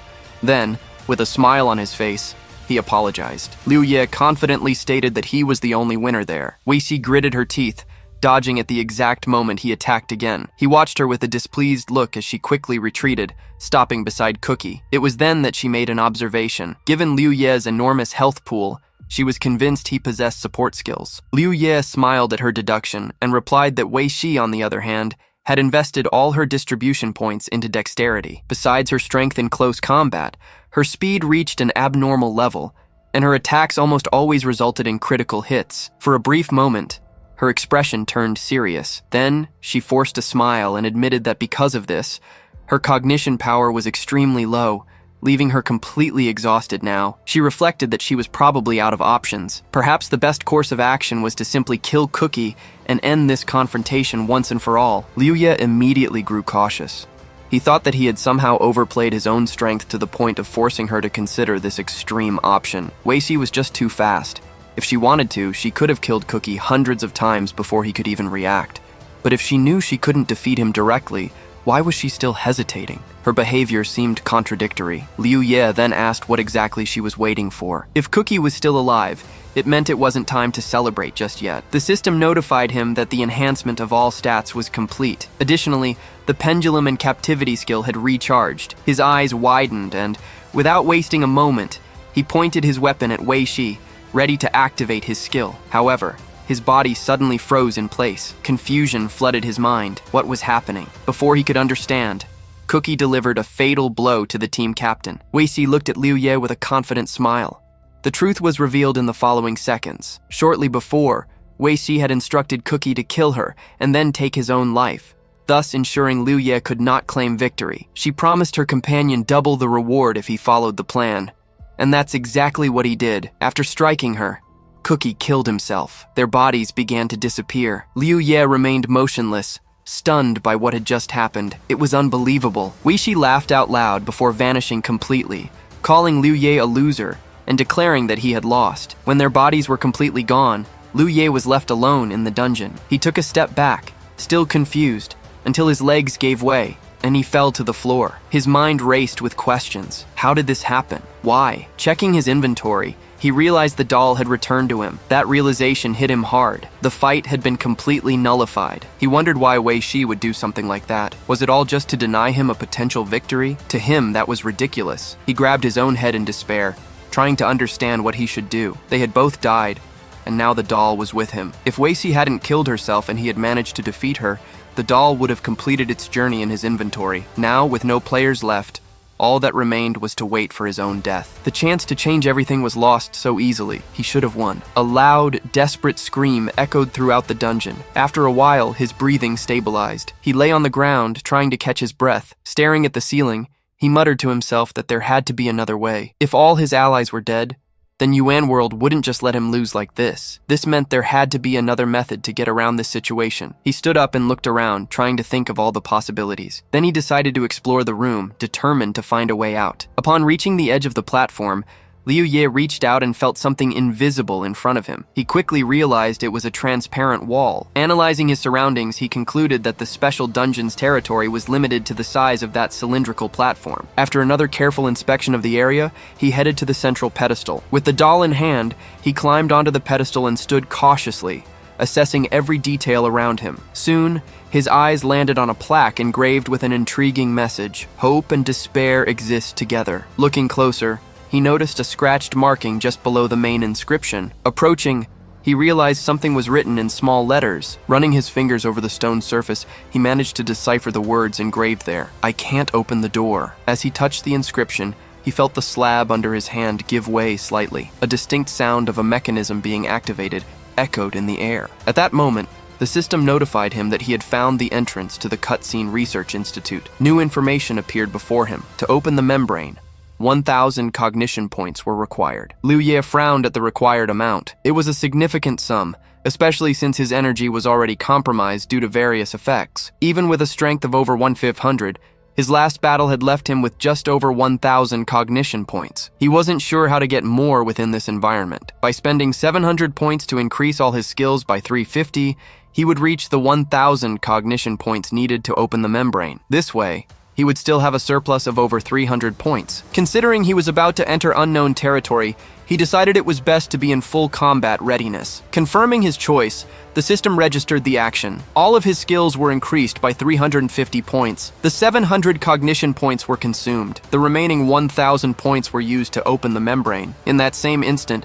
the pedestal before him transformed into a door. A strong gust of wind blew against his face. Suddenly, a male voice called his name. The tone of the voice carried urgency, urging him to make a decision quickly. The voice mentioned the need to choose between two options: display what follows you, or dissolve and map everything. Liu Ye blinked, confused, not fully understanding the situation. The man insisted, warning that the choice had to be made immediately for his computing power to be activated. Feeling lost, Liu Ye tried to find some logic in it. What exactly did these options mean? And what would be the consequences of a wrong choice? He analyzed the context. If this was a fixed system test, then they were likely on the verge of a major disaster. The key point seemed to be the idea of computing power. He pondered whether displaying this power meant ensuring his own survival, or if it was just a tool that could be used to escape the imminent catastrophe. Reflecting on his past life, he realized he had never gotten this far to face such a dilemma. If the goal was to ensure his and his sister's survival, the most logical option would be to display what follows him. However, if the only way to avoid the disaster was by using an external resource, then the safe path would be to dissolve and map everything. Liu Ye knew that if the disaster was inevitable, the only way to face it was to be prepared to deal with the consequences. He also considered that the purpose of mapping the computing power might be related to selecting individuals with certain qualities, but how could he be sure he was making the right choice? At the end of his reflection, he concluded that he needed to ensure the Forgotten Ones had access to the perfect computing power. After all, only a few could return to the characteristic of imagination. If the first world hadn't emerged, the player's level would never have evolved to where they were now. Convinced that this was the best possible decision, Liu Ye chose to dissolve and map everything. At the moment he confirmed his choice, sparks appeared before his eyes. He held his breath, waiting for the result. However, as soon as the light faded, he realized he was in the exact same place. His body remained motionless for a few seconds, until he finally frowned and looked around. Nothing had changed. The conclusion was inevitable. He had chosen the wrong option. Liu Ye sat down and crossed his arms, wondering if the right answer was to focus on revealing who was following him. He still had 350 cognition points left. Because it was a parasite in his body, the puppet kept him in a constant state of battle, making his cognition recovery incredibly slow. Even so, with the 5 hours remaining, he could gather 1,000 points and get the chance to take the test twice. That would be enough. All he had to do was wait. He closed his eyes and prepared to wait. After an hour and a half, the system notified him that he had accumulated 700 cognition points. He snapped his eyes open, sped up his recovery, and spent 1,000 points to open the membrane. Once again, he was presented with the same two options: focus on displaying who is following him, or dissolve and map everything. Liu Ye was about to click the first option, but he hesitated at the last moment. If the test was just about choosing between these options, then why couldn't he just enter the research institute by making the right choice? If the door blocked the puppet's path, then it would never be able to enter the institute it considered home. Something was wrong, but what was it? Was it a matter of knowledge power, or maybe it was related to a specific trait? The available information indicated that the puppet had left the institute out of stubbornness, and now wanted to return, but the door was stopping it. Maybe it wasn't about the right choice, but the right attitude. Liu Ye frowned, considering this possibility. After thinking it over, he decided to trust his judgment and chose the second option again. Once again, he returned to the platform. Nothing had changed. He only had one more try left. If he made a mistake, he would have to wait again. Even so, he still believed in himself. He sat down once more and waited. An hour and a half later, only 27 minutes remained before the task ended. Checking his cognition points, he saw he had accumulated 700. Liu Ye opened his eyes, used his remaining points, and activated the membrane. This time, upon choosing the second option, he immediately backed away and felt the ground tremble beneath his feet. He leaped back and saw the pedestal begin to descend. A satisfied smile spread across his face as he shouted out loud that he had done it. The hardest part of the test was over. He was now sure the real challenge wasn't picking the right option, but insisting on the validity of his choice. The door would only open if the same option was selected 3 times in a row. A staircase leading down appeared before him. He looked at the entrance to the research institute and concluded that the secret level was meant to be completed by a team. As he walked down the steps, he realized no one had ever completed this task the way he had. To do it, he had to enhance all his skills, rely on pure wisdom, and activate a special counterattack. Without these upgrades, opening the door 3 times would have been impossible. Right now, no one else could access that hidden level. Liu Ye knew he had been very cautious. Still, desperation could lead him to make risky decisions. Being bold, however, didn't mean being reckless. If he had known before entering that his team was so unstable, he wouldn't have made the mistakes that led to so many deaths. He walked down a long, empty, and well-lit hallway. At the end of the path, he found a door. In front of it lay a bloody corpse. As he got closer, he saw it was a woman. Suddenly, a bright sphere appeared before him. Liu Ye looked down at his own chest, surprised, and saw the sphere detach from him. It floated over to the corpse and merged with the body. Right after, the system announced that the evil doll had been purified. As a reward, Liu Ye received 1% of the membrane's computing power. He sighed in relief. The system then announced that the Desperate Situation achievement had been unlocked, triggering a series of rewards. The system configuration began to adjust. Overcome with emotion, Liu Ye felt his legs go weak and leaned against the wall. He stored his weapon in his inventory. His legs were shaking. A smile crossed his face as he realized he was truly afraid of death. He covered his face with his hand, feeling ashamed of his reaction. The system reported that the configuration was complete. He received 22,464 experience and 400 coins. His level rose to 44. His HP bar increased to 3,720 and his knowledge power to 846. His combat power was now 898. 2 new skills were unlocked. Status Lock freezes the target's health bar and prevents them from spending knowledge power. Every 10 levels adds 1 second to the freeze time. All skills are applicable to the target for 10 minutes. Consumes 50 cognition points. Every 10 levels, the duration increases by 10 seconds. Liu Ye clenched his fists in excitement. He still couldn't believe what he had accomplished. He thought he had only defeated Wei Shi, but in reality, he had overcome something much greater. He jumped into the air and exclaimed, laughing with joy. The dungeon began to disappear around him. Meanwhile, his sister and her friend had already mastered their weapon skills. The two looked at each other, pleased. Wei Shi was waiting for Liu Ye at the player's resurrection point. 6 hours had passed since she last saw him. He still hadn't returned. She crossed her arms, worried, and wondered where he could be. Just then, Blazing Fire sent a message asking what had happened. Wei Xi replied with a single sentence: there was a death. Blazing Fire asked if Liu Ye was responsible. Wei Xi clarified that, in fact, she had been the one who died. For a moment, Blazing Fire was speechless. After a short pause, she added that she had obtained valuable information. He wanted to know what he should do. Wei Shai instructed him to arrange a battle for her in the Mirror Realm. A single copy of Mirror would be enough to restore her level. Blazing Fire agreed. Finally, she mentioned that Liu Ye was the person he was looking for, and that he possessed a special support power. Blazing Fire sat in his guild's meeting room, frowning as he looked at a message from Wei Shi. The man sitting across from him said he knew how rare support power was, and offered to help in the uncontrolled zone. His nickname was Ouija, level 45, and he used his fists instead of weapons. He also possessed support power. He promised to help, but demanded something in return: 10,000 coins. The guild leader replied with a sly grin that it was no problem. Ouija then left the New Order's headquarters, where his friend was already waiting for him. Seeing him, his friend excitedly asked how it went. They had all been jumping for joy, having scoured the entire network to find the owner of the support power. Ouija ignored the excitement and, in frustration, kicked a post, making his friend flinch. After calming down a bit, he said he had arranged everything. His friend exclaimed that this was the first step of their plan and questioned why he was so angry. Ouija crouched down and yelled, furious that he wasn't the only player with support power. Now they had to rethink their plan to reach the top of the New Order. Meanwhile, Liu Ye was sitting in his room, looking at a piece of paper where he had jotted down his thoughts. He pondered the hash power permission, which represented the authority to control the computing output of a specific large machine. He then wondered if the reward for upgrading the special dungeon was just the start of a major quest, or if it had a deeper meaning. Liu Ye questioned what would happen upon reaching 100% computing power and the relationship between the hash power permission and the test. Rubbing the tip of his nose, he felt exhaustion taking over,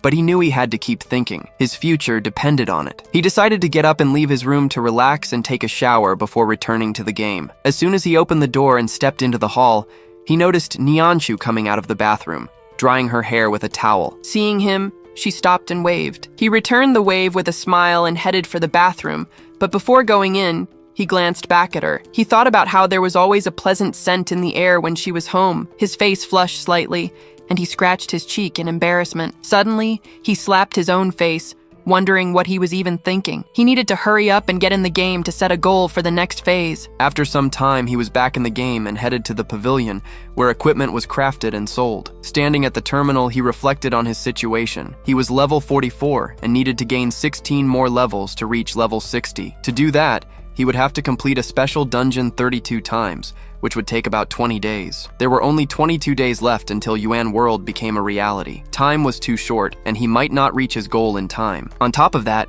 he still had issues with his equipment. There were two ways to obtain metal or equipment. The first was to use coins directly.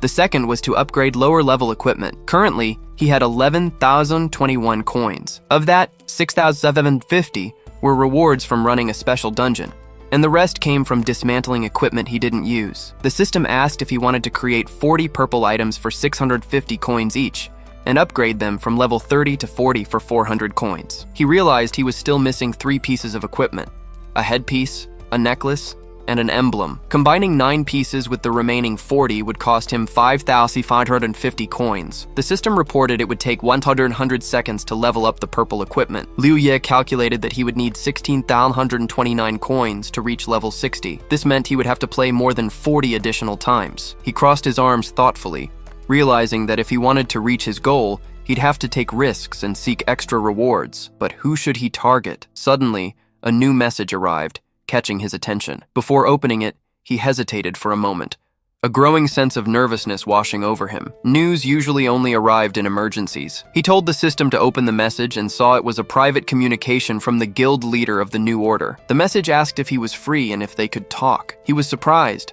remembering how in his previous life, other players had kicked him out, saying that trash like him had no place in the New Order. After the New Order established itself in the Middle World, they occupied the entire southern region of China and became the strongest guild in the world. They aim to manage the elite, and as long as someone is an elite or has special talents, their life depends directly on the New Order. They treat low-level players without special talents like trash, oppressing them in every possible way. As someone who died in a previous life, He could say it was impossible not to hate the new order. He frowned and looked at the message, thinking he was extremely weak back then. He wondered what was wrong. Blazing Fire wrote that he wants to form a team specializing in the uncontrolled zone.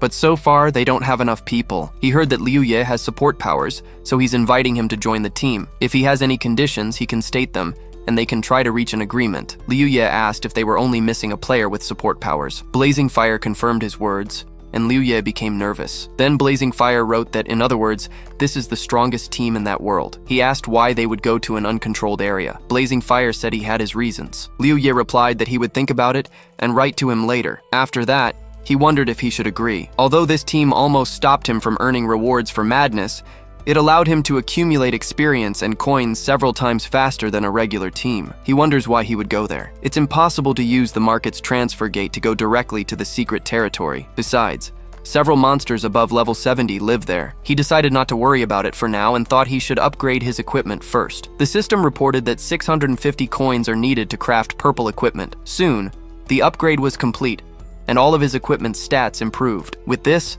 his attack power increased to 9,900, defense to 716, and intelligence to 678, while the rest ranged from 134 to 2,011. His health increased to 6,030, and his cognitive power rose to 2,034. His current combat power is estimated at 102. Since his combat power surpassed 100, he was upgraded to a Supreme Space Hunter. The attribute level increased from +1 to +2.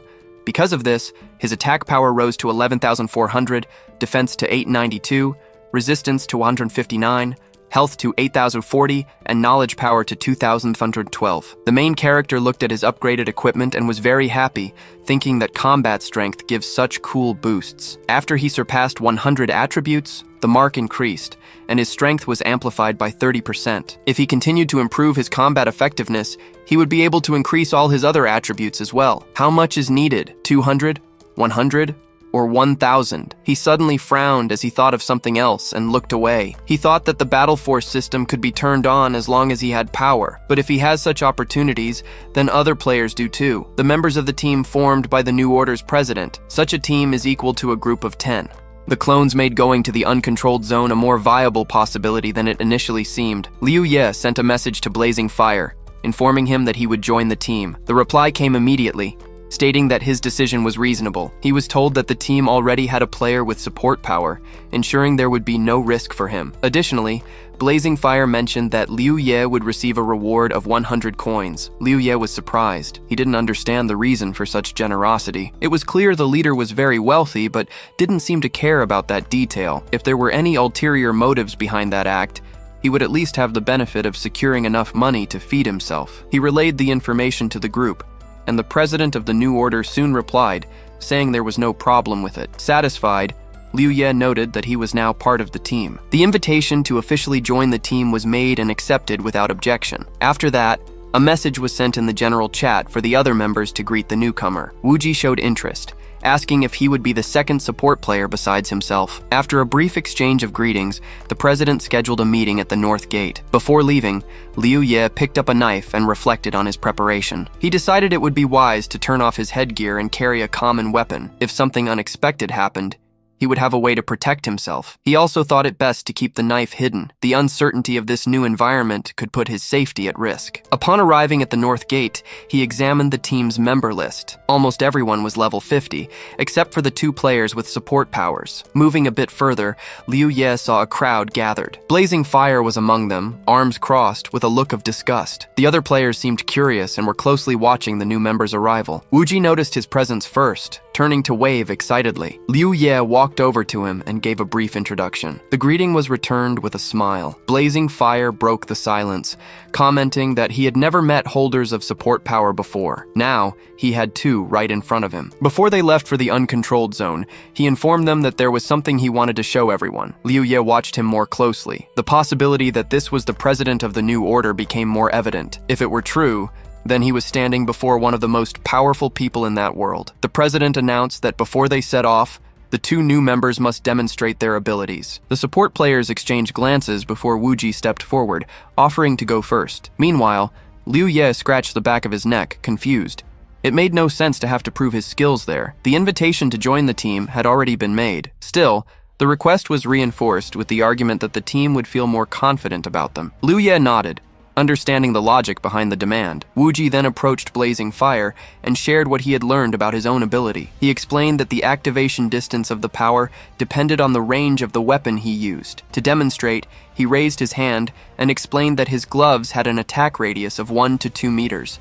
Because of this, if he were beyond that limit, his abilities would have no effect. Blazing Fire understood quickly, commenting that the relationship between the weapon and the ability made sense. Liu Ye, on the other hand, was surprised by this revelation. If Wu Ji's gloves had such a short range, and he himself used a pistol, what was the real limit of his own ability? He had never stopped to think about it before. His powers had always worked without him needing to calculate the distance. Suddenly, he felt uneasy. While he pondered this, Wu Ji began his skill demonstration. First, he activated a recovery power. Then, he used his second technique, called Mantra. He explained that this ability could be used against bosses, as it caused weakening, aging, and slowing effects. Next, he demonstrated his third ability, temporarily chaining the hands of the New Order's president. He informed them that this technique was called Silence, capable of restraining any enemy, including bosses. To finish, he stated that he would leave his fourth ability as a trump card reserved for more critical situations. Blazing Fire watched everything with a satisfied smile. Meanwhile, Liu Ye concluded that he would follow the same strategy. He would reveal only 3 useful skills to the team, keeping the fourth a secret. When his turn came, he stepped forward and explained that he used a blade with an attack radius of 3 meters, superior to Wu Ji's. He repeated the demonstration of the recovery ability, followed by the second technique, called Blessing. The third ability was Prison. To illustrate, he used the technique on the president, who was completely immobilized. The ability was quickly deactivated, and Liu Ye explained that the effect lasted about 10 seconds, though he couldn't guarantee it would work on bosses. He also mentioned that Blessing could remove any negative condition, including his own prison. Just like Wu Ji, he kept his fourth ability a secret. At the end of the demonstration, he exchanged a look with Wu Ji, noticing the confidence reflected in the other player's eyes. Blazing Fire absorbed all the information before declaring that he understood both of their capabilities. With that cleared up, he announced they could finally leave. Turning to the other members, he made a statement. Due to the lack of support players, the group had always been limited to the peripheral areas of the uncontrolled zone. However, now that they had 2 holders of this power, they could delve deeper into the region and explore its secrets. The players received his words with enthusiasm, raising their fists in a gesture of determination before setting off. Liu Ye watched the scene and began to reflect. The rewards from exploring the Chaos Zone and the uncontrolled zone were practically the same. However, the level of danger was different. He questioned what made the uncontrolled zone special, why the president of the New Order insisted on exploring it, and if something hidden was in that place. His train of thought was interrupted when he realized he had stopped walking. Wu Ji noticed his hesitation and waved, getting his attention. Liu Ye started walking again, smiling at him, before continuing to follow the group. However, as he moved forward, his expression slowly hardened. For him, there was only room for 1 support player on that team.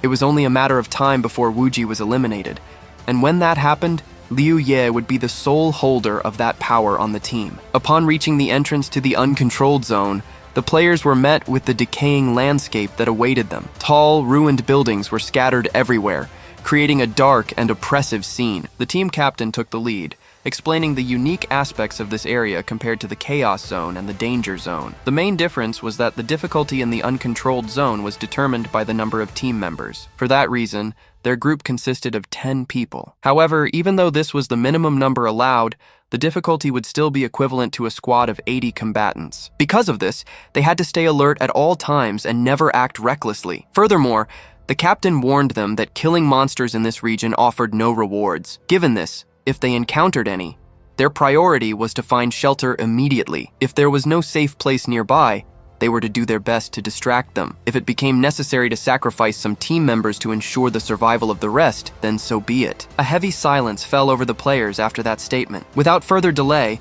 the captain leaped forward, throwing himself off one of the buildings. Without hesitation, the other players followed his lead, jumping after him. Liu Ye, on the other hand, remained crouched for a moment, scanning the surroundings. Then he pushed himself forward and jumped as well. As he neared the ground, he noticed the darkness around him growing thicker. As soon as his feet touched the ground, he looked up at the sky. A flash of lightning illuminated the horizon between the ruined buildings. Glancing to the side, he saw the other team members, and, near them, a monster perched atop a half-destroyed building. The creature, noticing the players' presence, let out a deafening roar. Liu Ye frowned, assessing the situation. Blazing Fire, keeping his composure, ordered those with camouflage skills to use them immediately. The players reacted quickly, scattering in search of hiding spots. As soon as they started running, the monster leaped from the roof and gave chase. But before it could get close, a second creature appeared out of nowhere, grabbing the first monster with brutal force. The captured being let out a piercing shriek as it was crushed in the larger predator's fist, then violently thrown off the building. The new threat didn't hesitate and started running after the group. One of the players, hearing noises from behind, instinctively turned to look. His eyes widened as he spotted a colossal monster in pursuit. Recognizing the creature, he shouted a warning to the president of the New Order. A man-eating leopard was hunting them. What was supposed to be a simple entry into the uncontrolled zone had turned into a disaster. Blazing Fire, remaining cool, warned them not to panic. He ordered them to keep trying to avoid direct confrontation as much as possible. The group ran into a narrow alley, trying to shake the creature. Wuji, intrigued, questioned the monster's true strength. In response, one of the guild members explained that on a previous occasion, 10 squads had been sent to the uncontrolled zone to gather information. 5 of those groups were wiped out by a single beast of that species. Even with such an alarming report, Wuji remained skeptical. The creature, meanwhile, seemed to have figured out the group's escape route. Instead of following them directly, it took a shortcut, smashing through a building wall and appearing before the players at the end of the alley. Blazing Fire, without hesitating, called out to a blindfolded team member and ordered him to distract the monster. The player immediately stopped and obeyed, activating his taunt ability. The effect would last for 1 minute, reducing the leopard's speed by 10%, but in return, it would increase its attack power. As soon as the ability took effect, the monster abruptly halted its charge, focusing its attention on the new target. The player then ran in the opposite direction of the group, luring the beast with him. Wuji watched the scene intently, considering how he could take advantage of the situation. Then, he shifted his gaze to Liu Ye, his expression growing even more serious. Without hesitation, he raised his hand and activated his marking ability on him. From that moment on, Liu Ye would be within the perception range of all creatures within a 1,000-meter radius. The effect would last for exactly 10 minutes. As soon as the skill was activated, all the monsters in the area immediately turned their attention to Liu Ye. The maniacal leopard, which was being distracted by the blind player, suddenly stopped. The player cursed, confused, exclaiming why the creature had stopped following him. Meanwhile, Liu Ye kept running, oblivious to anything unusual. However, a monster suddenly leaped at him. With no time to react, he tried to grab it, but the force of the charge made him lose his balance. The beast brutally threw him against a wall. The impact was violent. The other players, noticing the commotion, stopped and looked back. Seeing the scene, they cried out in shock. Monsters were coming from all directions, converging directly on Liu Ye. Confusion swept through the group. They couldn't understand why all the creatures were suddenly focused on him. It was then that Liu Ye glowed with fire, and his gaze met Wuji's. The smile on the player's face revealed his intentions. Liu Ye immediately understood what had happened. Without hesitation, Blazing Fire dashed off to help Liu Ye. He ordered the others to return to the original shelter, saying he would try to rescue him. The team members called out to him, confused by his decision. As he ran, Wuji watched him and thought he was completely insane. At this rate, he wouldn't make it back alive. He told the others that Blazing Fire seemed determined, but Liu Ye had now become a burden to the team. One of the players wanted to protest, but his attention was diverted by the sound of crumbling buildings. The man-eating leopard was back. It seemed to have shaken off the taunt's effect. With no other choice, the rest of the group decided to head back to the shelter. Meanwhile, Blazing Fire kept running toward Liu Ye. At the same time, he monitored his health bar. He ordered him not to even think about dying there. Suddenly, a monster leaped from the side. Blazing Fire noticed the attack and quickly drew his sword. With an agile strike, he tried to slash the creature's chest. However, the attack didn't even scratch the beast's hide. He was surprised to see just how tough the defense of these monsters was. The creature retaliated with a vicious swipe of its claws.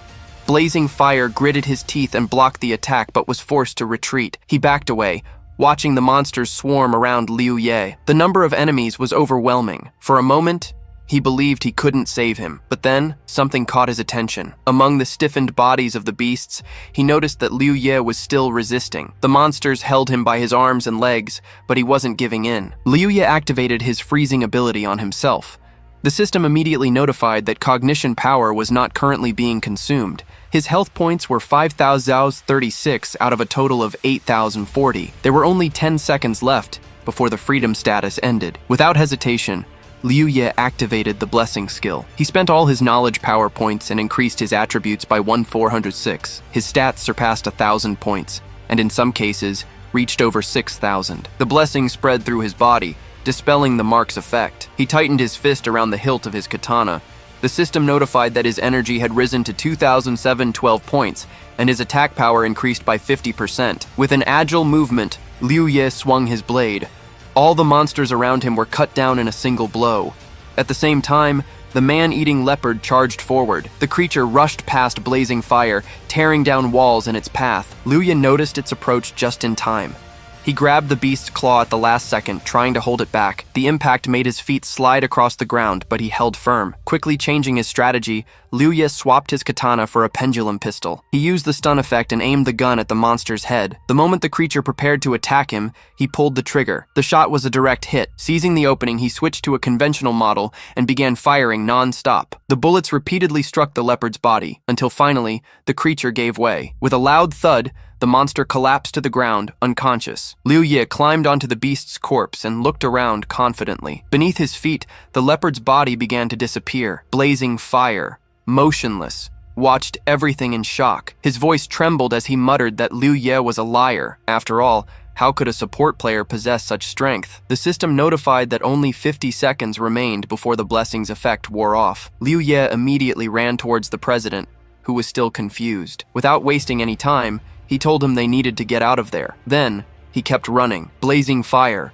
noticing a pack of monsters ahead, snapped out of his shock and chased after him. As he followed, he shouted for Liu Ye to wait for him. At the shelter, the rest of the team remained at the dungeon's entrance, protecting themselves. One of the members commented that he had no idea what was happening with their president. He wasn't even sending messages, possibly afraid he wouldn't get a reply. Another player agreed with this observation. Wuji, puzzled, asked why they didn't just go back. After all, what player could survive under these conditions? One of the men replied that the president and Liu Ye were still alive. If their health bars hadn't dropped, it was because they were using skills that temporarily block damage. However, Liu Ye seemed particularly unlucky. No one knew exactly what happened, but for some reason, he attracted a huge number of monsters from which it was impossible to escape. This was a real problem. After saying this, the man crossed his arms and gritted his teeth in frustration. Suddenly, one of their comrades exclaimed. They had appeared on the map, not far from the shelter. Wuji was surprised by the news. The others, however, were euphoric. Excited, one of them warned the group that the two might bring monsters with them. He ordered everyone to prepare to defend the shelter. The team members positioned themselves at the entrance, weapons ready. One of them commented that he didn't hear any loud noises approaching. A short time later, the guild president entered the shelter alongside Liu Ye. The group, relieved, celebrated their return. The only exception was Wu Ji. He watched them with a serious expression. In his mind, that president was a big problem. Meanwhile, the players began to praise Blazing Fire. They said he was incredible, that he managed to handle an extremely difficult situation and still save Liu Ye. They claimed he truly deserved his title. Blazing Fire, however, remained silent. His fixed gaze on Liu Ye's back revealed something different. After the two moved away from the group and walked to the back of the shelter, they sat down on concrete blocks. It was then that the president finally broke the silence. He said all those pleasantries were unnecessary. They needed to rest a bit and then head to the dungeon. The players agreed with him and grew excited. Meanwhile, Wuji watched Liu Ye, who remained serious. Intrigued, he approached and sat down beside him. With a smile, he asked how he managed to escape. He believed it must have been a thrilling adventure. Liu Ye looked away, and for a moment recalled when the system dispelled the mark skill. Without hesitation, he replied that Wuji knew the reason very well, since it was his doing. Wuji shuddered at his words. Nervous, he waved his hand and asked, trying to play it cool, what Liu Ye meant by that. Liu Ye held his gaze and said he found it strange that Wuji didn't know. He explained that the blessing was a skill capable of removing any negative effect, including the mark that had been placed on him. Wuji's eyes widened in surprise. Liu Ye continued, stating that the mark was a level 40 skill. Only 2 people there were capable of using it. Silence hung between them. Liu Ye drew a gun. With a cold expression, he revealed that from the moment he entered, he had considered finishing Wuji off. However, upon talking to him, he realized something. Wuji's indecision didn't come from fear, but from his determination. He slowly stood up and pointed the gun directly at Wuji. In a firm voice, he said that there was only one way to solve this. Wuji remained still and silent. Wuji cried out, shocked by what was happening. To him, this was absurd. They were partners, not enemies. The rest of the team stood alert, watching the conflict unfold, not fully understanding the situation. Meanwhile, Wuji wore a cynical smile. He found it ironic that Liu Ye was about to be killed with a gun, just like in a movie. To him, this scene only reinforced the need to isolate Liu Ye from the team. Besides, if the mark ability was level 40 and only 2 people could use it, then Liu Ye was certain that Wuji was the one who activated it. One of the players, outraged, yelled at Liu Ye, questioning his actions. However, Blazing Fire remained seated, not intervening. Liu Ye just watched, a faint smile on his face. Wuji, still trying to defend himself, pounded his chest. He claimed he had only asked how Liu Ye escaped the monsters, and suddenly a gun was pointed at him. His expression showed indignation as he turned to the president, looking for support. He wanted to know if this was really acceptable within the team. Blazing Fire remained silent. Wuji insisted, pointing out that Liu Ye probably wanted to kill him just for being another support fighter. If that happened, he would be the only one with that power. Wuji feared that Liu Ye would start imposing his own conditions, and that the president would end up giving in to them just to get through the dungeon. To him, this was all wrong. He then looked at the others and demanded they pay attention. He wanted everyone to see that Liu Ye was dead weight and had no right to remain on the team. Liu Ye, for his part, just kept watching calmly. To him, the situation was clear. Wuji was the one truly responsible for all of this. Turning back to the president, Wuji insisted that he needed to be replaced. One team member tried to intervene, asking them to leave the discussion for later, when they were safe. However, Blazing Fire stood up and placed a hand on the player's shoulder, stopping him. His attitude indicated that the conflict had to be resolved right here and now. Wuji grew even more apprehensive. To him, Blazing Fire was completely mistaken. It was then that the president stepped forward and firmly grabbed Liu Ye's gun, forcing him to let it go. His gaze was filled with disapproval as he stared at Wuji, demanding an explanation. For a moment, Wuji hesitated, unsure how to react. Still confused, he felt a sudden pressure on his neck. The president had grabbed him forcefully. The question came out harsh. Why was he constantly trying to create disharmony among the team members? The tight grip made it hard for him to breathe, and Wuji wondered where the president got so much strength. Trying to catch his breath, he gritted his teeth and asked what exactly was going on. Blazing Fire, without releasing his throat, stated with conviction that he trusted Liu Ye far more than Wuji could ever imagine. Wuji, still in disbelief, argued that he didn't understand the situation. After all, it was Liu Ye who had pointed the gun first, but his excuse was ignored. The president then activated his ability. His voice was firm as he declared that Liu Ye would never have done that without a reason. The shock washed over Wuji. He couldn't believe the president trusted Liu Ye so much that he would ignore his words. To him, this was unfair. He hadn't done anything wrong, but before he could say anything else, the Shadow Blood Shell ability was activated. A viscous red liquid completely enveloped him, trapping him inside the bloody shell. His body was sealed, and his health began to gradually decrease. He tried to activate a recovery skill, but realized in despair that he was completely blocked. As his health drained away, Wuji started to panic. Staggering, he tried to approach Liu Ye and, in a final act of desperation, grabbed his throat. His eyes were filled with terror, his breathing erratic. Then suddenly, his body went still. The last bit of air escaped his lungs. Powerless, he fell to his knees. His health hit 0. In an instant, he vanished. The bloody shell dissipated, splashing onto the ground before returning to Blazing Fire. Liu Ye, who had watched everything, finally broke the silence, calling out to his comrade. Then he sat down and murmured a thank you, smiling faintly. His mind replayed the moments when he faced all those monsters alone. A disturbing thought occurred to him. If he hadn't done that, he might have been forced to kill all his teammates. After a few moments of silence, Blazing Fire turned to Liu Ye. With a serious look, he made an unexpected proposal. He wanted Liu Ye to join the new order. Then he added a promise. Within the guild, he would have the highest position. Blazing Fire apologized for killing Wuji earlier. He knew there was bad blood with the New Order members, but he believed recruiting a strong player like Liu Ye was worth overlooking past conflicts. The guild members were surprised by their president's request. Never before had he shown so much hesitation when inviting someone to the New Order. Plus, he was offering exceptional conditions, something unheard of. One of the players pointed out that everyone else in the guild had to pass multiple selection stages. He didn't understand what made Liu Ye so special to get a direct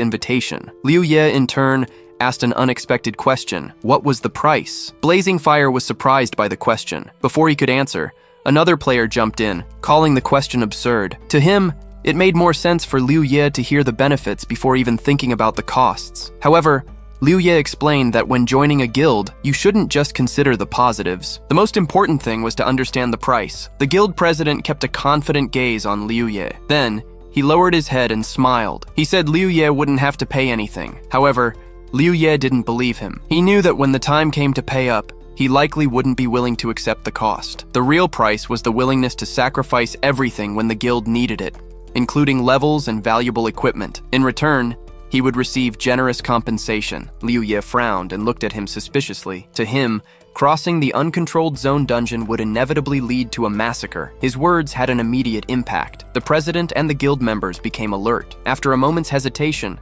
Blazing Fire nervously replied that he didn't believe it would end that way. He claimed the probability was minimal. Liu Ye, however, didn't seem convinced.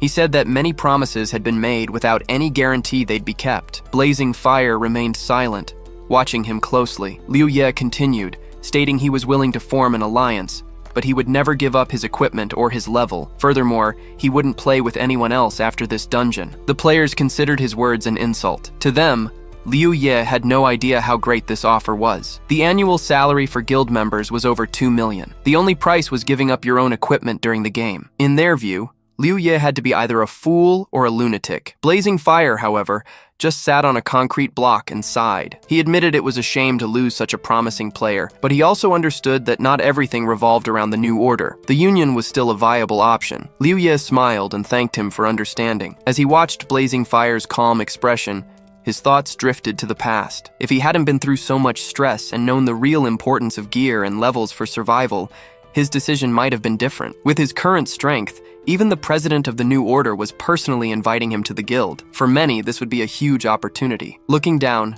Liu Ye mulled over the possibility. For a moment, he felt a slight pang of regret for rejecting the offer. However, he quickly pushed those thoughts aside. With a faint smile, he reminded himself there was no need to apologize. The only reason the president wanted to recruit him was his strength. If he kept getting stronger and stayed alive, more and more people would seek him out. Meanwhile, Blazing Fire stared at the chat window with a grim expression. In the chat, a player named Bai Shou wished everyone good luck. He wrote that the first uncontrolled zone dungeon would be special. It would have 10% of the membrane's computing power. After a few moments, he added that one of the conditions for a perfect clear of a special dungeon was facing a desperate situation. He also mentioned that he had failed completely on his last attempt. Not only did he fail to clear it, but all of his allies died. Now he didn't even know how long it would take to recruit new members. Reading this message, the president gritted his teeth. He cursed mentally, thinking about the implications of that information. If one of the conditions for clearing it really involved a desperate situation,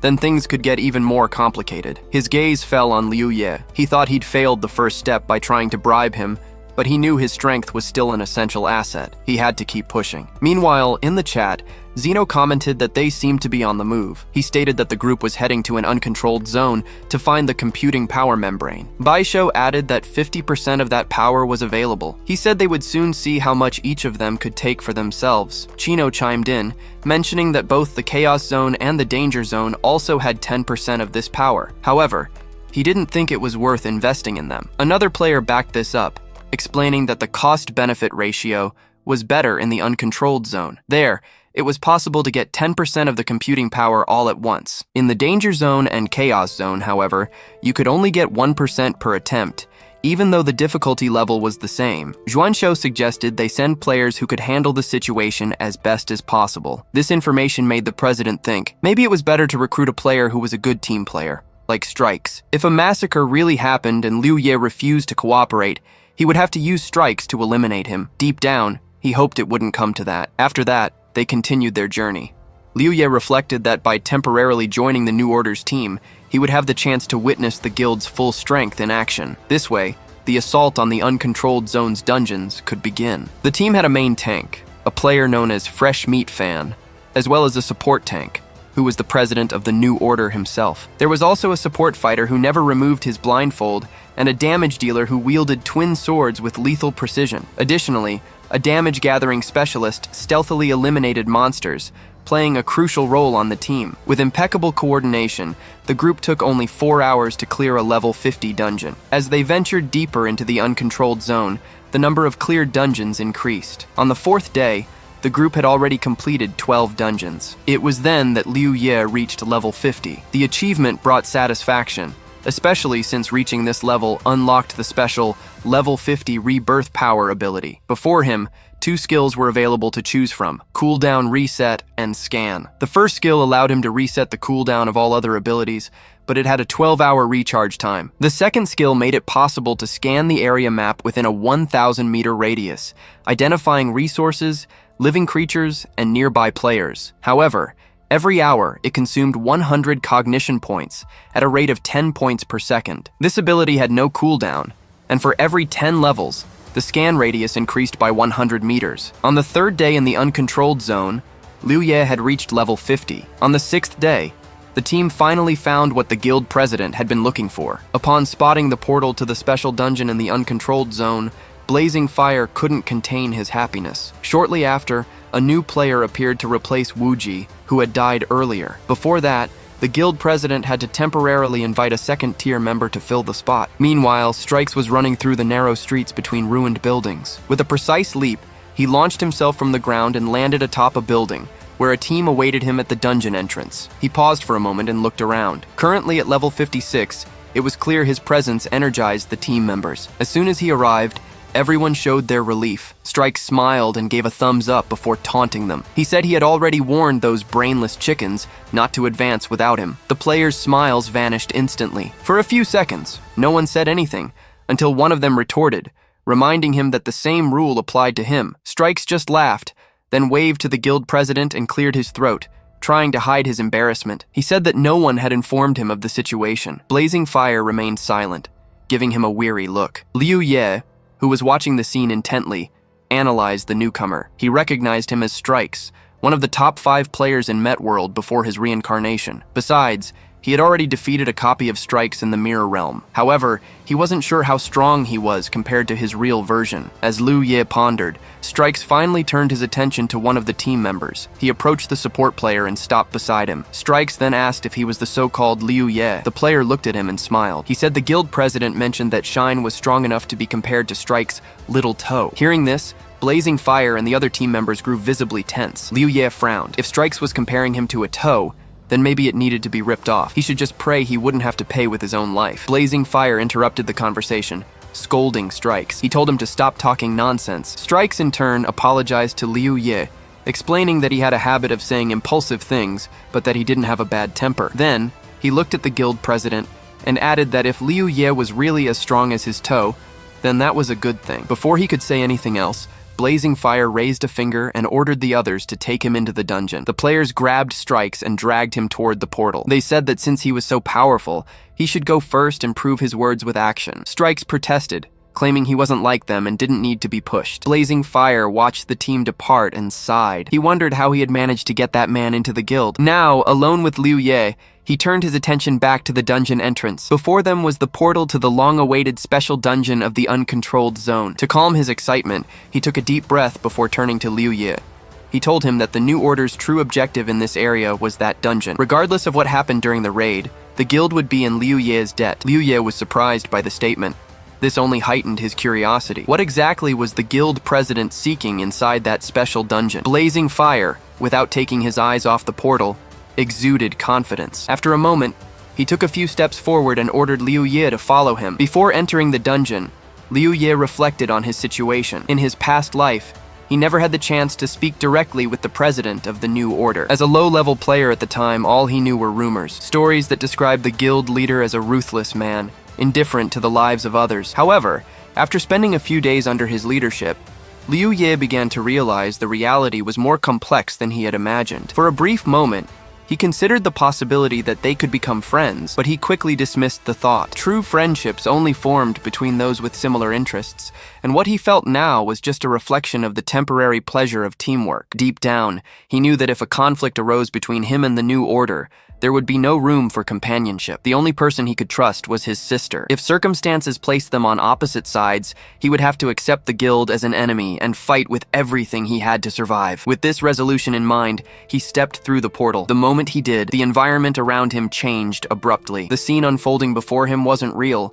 It was a memory recorded in the location. Two figures watched with satisfaction as something moved inside an incubation chamber. The creature had been born successfully. After removing it from the incubator, the scientists confined it to an isolated room to monitor its growth. One of them, excited, commented on the experiment's success, praising the power of technology. The Research Institute's director, pleased with the progress, asked about the brainwashing process applied to the creature. The response wasn't encouraging. All the methods tested so far had only served to irritate it further. Suddenly, without warning, the creature began to move at an alarming speed. Before the scientist could react, the monster shattered the containment glass and charged at the director. In the scattered fragments on the floor, its reflection revealed a terrifying image. In the midst of the chaos, one of the scientists, gravely injured, crawled to a table. With what little strength he had left, he warned the others to stop the creature's escape. The director, filled with dread, made a desperate decision. He shot to his feet and, with a shout full of urgency,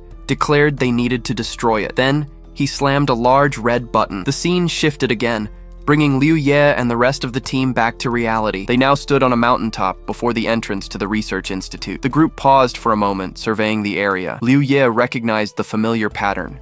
Another special dungeon with cutscenes integrated into the narrative. As he watched, Blazing Fire reviewed the mission information provided by the system. The interface confirmed the dungeon mission had been generated and that teleportation was disabled. Mission: an experiment gone wrong. The objective was to transport the Screaming Serpent's life source to membrane number 304, located in the core of the Research Institute, for the incubation of ancient organisms. The mission, however, had strict rules. The life source could not be removed from the player's inventory. Their lives were directly connected to the item. Anyone who broke the bottle would die instantly. In a matter of seconds, a bottle appeared in each player's hands. Blazing Fire assessed the situation and concluded that everyone had received the life source. For them to succeed, they would ideally need to reach the destination without any casualties. Taking a deep breath, the guild leader signaled it was time to move forward. Liu Ye held the bottle firmly, examining it closely. Up to this point, he had only been in 2 dungeons with cutscenes, one of them during the special mission with Wei Shi. As the group prepared to move on, no one noticed the presence looming above them. High above, a shadow moved silently, watching their every step. The calm was shattered by a deafening scream. A colossal serpent suddenly appeared, its voice reverberating across the entire mountain. The group spun around immediately, a chill running down their spines as they faced the creature. Blazing Fire reacted quickly, trying to coordinate the players and instructing them to get into combat formation. However, before they could react, the serpent let out a second scream, this time releasing a powerful sound wave. The impact was devastating. Several players dropped to their knees, letting go of their bottles as they clutched their ears in agony. The moment the glass bottles shattered against the ground, their holders' bodies began to dissolve rapidly. The system soon announced the tragic result. 3 team members have died. Observing the scattered fragments on the ground, his gaze hardened. He realized he had just lost 3 bottles. The system notified Liu Ye of the condition that had been imposed on him. Watching the creature closely, he noticed Strikes was already charging towards it. The warrior seemed determined to face the serpent on his own. He ignored all caution. The team, noticing his impulsive move, reacted with concern. After losing 3 members, no one wanted to witness another death. Strikes showed no hesitation and launched himself at the monster with impressive speed. His intention was clear. He wanted to avenge the comrades who had perished. The impact of his strike was powerful. To his surprise, the blade caused no apparent damage to the serpent. Before he could react, the creature opened its massive mouth. In one swift, precise motion, it swallowed him whole. The rest of the team watched the scene in shock. Some had already expected a similar outcome. Others were speechless at how quickly they had lost another member. Showing no further interest in the remaining players, the serpent moved away. It disappeared into the forest. It was then that a detail caught the guild president's attention. The liquid from the deceased players' bottles began to distribute itself among the remaining ones. He quickly understood what this meant. To complete the mission perfectly, it wasn't necessary for everyone to reach the destination. only for the 10 parts of the life source to be delivered. Meanwhile, some players were still discussing strikes. The possibility that he was still alive was raised. Upon checking the team list, they confirmed his name was still active. This indicated he was still inside the serpent. Perhaps there was a way to rescue him. Faced with uncertainty on how to fight the monster, some team members began discussing strategies. The guild president quickly shut down the conversation. He seemed confident that if Strikes had survived this long, he still had a chance to escape. The most important thing right now was to head to the research institute and complete the mission. Liu Ye analyzed the situation carefully. The president's actions reinforced his suspicions that he was aiming for a perfect run of the dungeon. The memory of when he himself had received 1% computing power for a flawless play came to his mind. He began to wonder if blazing fire was after the same benefit. With no other choice, the group continued on. They maintained a fast pace towards the institute. 20 minutes later, as they neared their destination, one of the players checked the team map. He made a disturbing discovery. Strikes was on the move. He was moving at an abnormal speed. At first, they thought he might be running to catch up with them. They soon realized something was wrong. The conclusion came almost immediately. It wasn't Strikes who was moving, but the creature that had swallowed him. The warning came too late. Suddenly, one of the players noticed movement in the nearby bushes. He alerted the president. Blazing fire stopped in his tracks. He turned just in time to see a screaming serpent emerging from the vegetation. Its mouth was wide open, ready to attack him. Reacting with speed, he activated the Blood Shadow skill. He dodged the attack at the last second. As soon as he repositioned himself, he quickly assessed the situation. He ordered the players to get into their combat stances. At the same time, he instructed Strikes to attack the creature from the inside if he was still alive. The serpent, noticing the movement around it, redirected its attention to the players. The players decided to attack the serpent together. As they advanced, they landed blows on the monster, but their attacks seemed to have no effect. The creature, seemingly impenetrable, remained unharmed. Suddenly, the snake swung its tail violently. Several players were thrown aside, hitting the ground hard. They quickly recovered, restoring their health. Meanwhile, one of the fighters used a whip to strike the creature's face. He tried to distract it using a taunt skill, moving from side to side. Without hesitation, he ran in the opposite direction of the others, speeding past the guild president, who was waiting for a chance to face the monster. The serpent then let out a deafening roar. Sound waves spread across the battlefield. One of the players had no time to react. His bottle shattered instantly. In an instant, his body began to disintegrate. Terrified, he realized his death was inevitable. The rest of the group shouted his name, but nothing could be done. Blazing Fire and Liu Ye silently watched the spot where their comrade had been just seconds before. The impact of the loss was clear. Another team member, still shaken, brought news about Strikes. The player trapped inside the serpent reported that its internal defense was incredibly tough. He couldn't harm it from the inside. Blazing Fire turned his gaze back to the imposing creature. Up close, he noticed a peculiar detail. The monster's structure resembled an insect more than a snake. This explained its abnormal resistance. Liu Ye quickly understood the greatest danger of the situation. Since the bottles couldn't be stored in the inventory, the serpent simply destroyed them with its sound waves. Every blow was a direct threat to everyone's life. The tension mounted. The possibility that nearly the entire team would perish right at the start of the dungeon seemed real. Silence fell for a moment. Without warning, the screaming serpent began to move again. To everyone's surprise, it turned and disappeared into the forest. The players were confused. Why would the creature leave them alive after eliminating 2 of them? As they tried to find an explanation, they noticed that the liquid from the broken bottle had been redistributed among the remaining flasks. The fluid's hue became brighter. Blazing Fire analyzed the situation and began to form a hypothesis. The monster wasn't just attacking randomly, it was, in a way, testing them. If a perfect clear was really the president's goal, Liu Ye pondered what it would take to achieve it. Killing the serpent might not be the way. The real objective could be to connect all the remaining life sources. Blazing Fire ordered everyone to stay alert. Now that the monster had moved away, they had a chance to reach the research institute. Without wasting time, they set off. 20 minutes later, they arrived at a huge building. There was a massive hole in the wall, indicating something had escaped. One of the players checked the map and alerted the president. The serpent was still nearby. Blazing Fire quickly assessed the situation. To buy time, he made a drastic decision. He ordered one of the players to break his own bottle. The chosen one hesitated, surprised by the order. Another player intervened, arguing they couldn't afford to lose anyone else. Blazing Fire, however, was adamant. With such a large number of players, it would be impossible to defeat the creature. What they needed now was speed, not brute force. If they could lure the serpent away, they would have time to explore the institute. Faced with the imposed decision, the player gritted his teeth and broke his bottle. The system notified the death of another team member. As soon as the flask shattered, The screaming serpent immediately turned in the opposite direction. The strategy had worked. They had distracted the monster. The players continued on their way, relieved. One of them, excited, praised the genius of the plan. Another stated they should thank the captain. Thanks to him, they now had a way to track the dungeon boss's movements. Blazing Fire checked the map and confirmed his theory. Meanwhile, Liu Ye began to reflect. Before, he refused to spend money on equipment and levels. Now, if Blazing Fire knew how to get a perfect clear, he could become a target as soon as they reached the Institute. In that kind of environment, surrounding him would be easy. Blazing Fire ordered them to hurry. The entrance to the Institute was already visible. The group ran through the clearing that led to the building.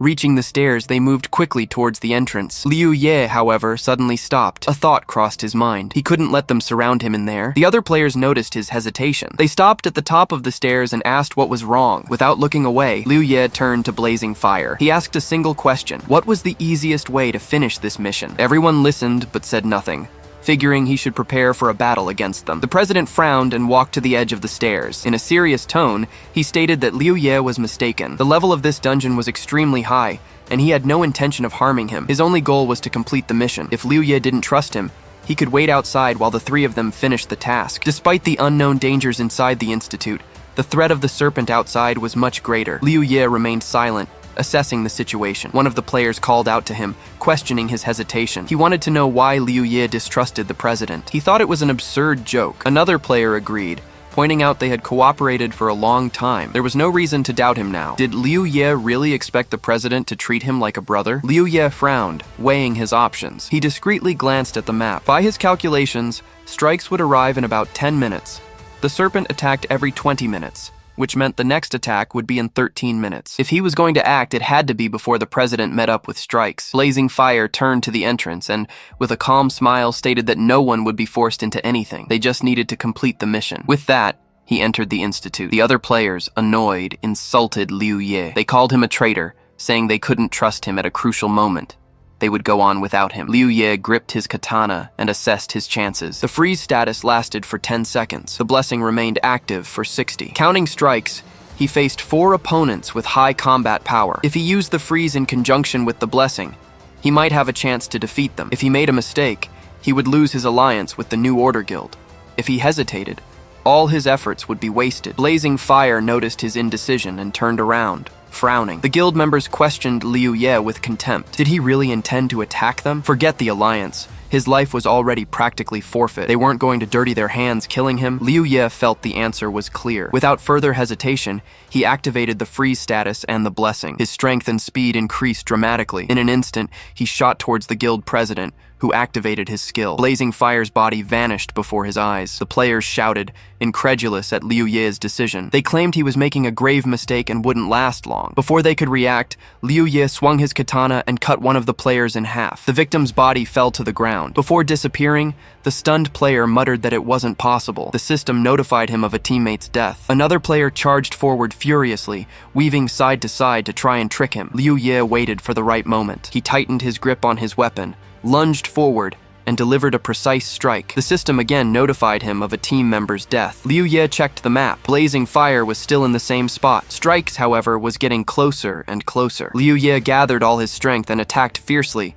shattering a part of the building's side. Debris rained down everywhere. Looking around, he checked the president's health bar. His HP was still full. This meant that despite the impact, he hadn't managed to hit him. He checked the map once more. Blazing Fire was still there, but there was no sign of him among the rubble. What kind of skill was that? Liu Ye then realized that Strikes was very close. The system notified him that the freeze status had expired. Looking at the debris before him, Liu Ye shouted defiantly, calling out to the president. He asked if he was just a coward, unable to face him directly. Blazing Fire remained silent, not revealing himself. The system then notified him that the blessing's time had also expired. Liu Ye grumbled to himself. If Blazing Fire wanted to make a habit of his cowardice, he'd just stay hidden. However, Strikes had already arrived. Seconds later, the player's figure emerged in the clearing. Liu Ye noticed the movement on the map. Blazing Fire had moved towards his ally. Emerging from his invisible state, the guild president appeared with a malicious smile. He mocked Liu Ye, praising his courage. However,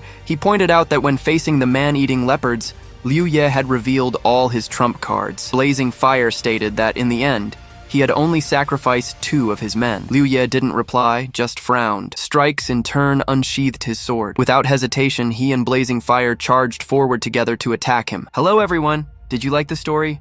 I loved it. If you want to follow the next part, make sure to subscribe to the channel and leave a like. See you in the next story, guys.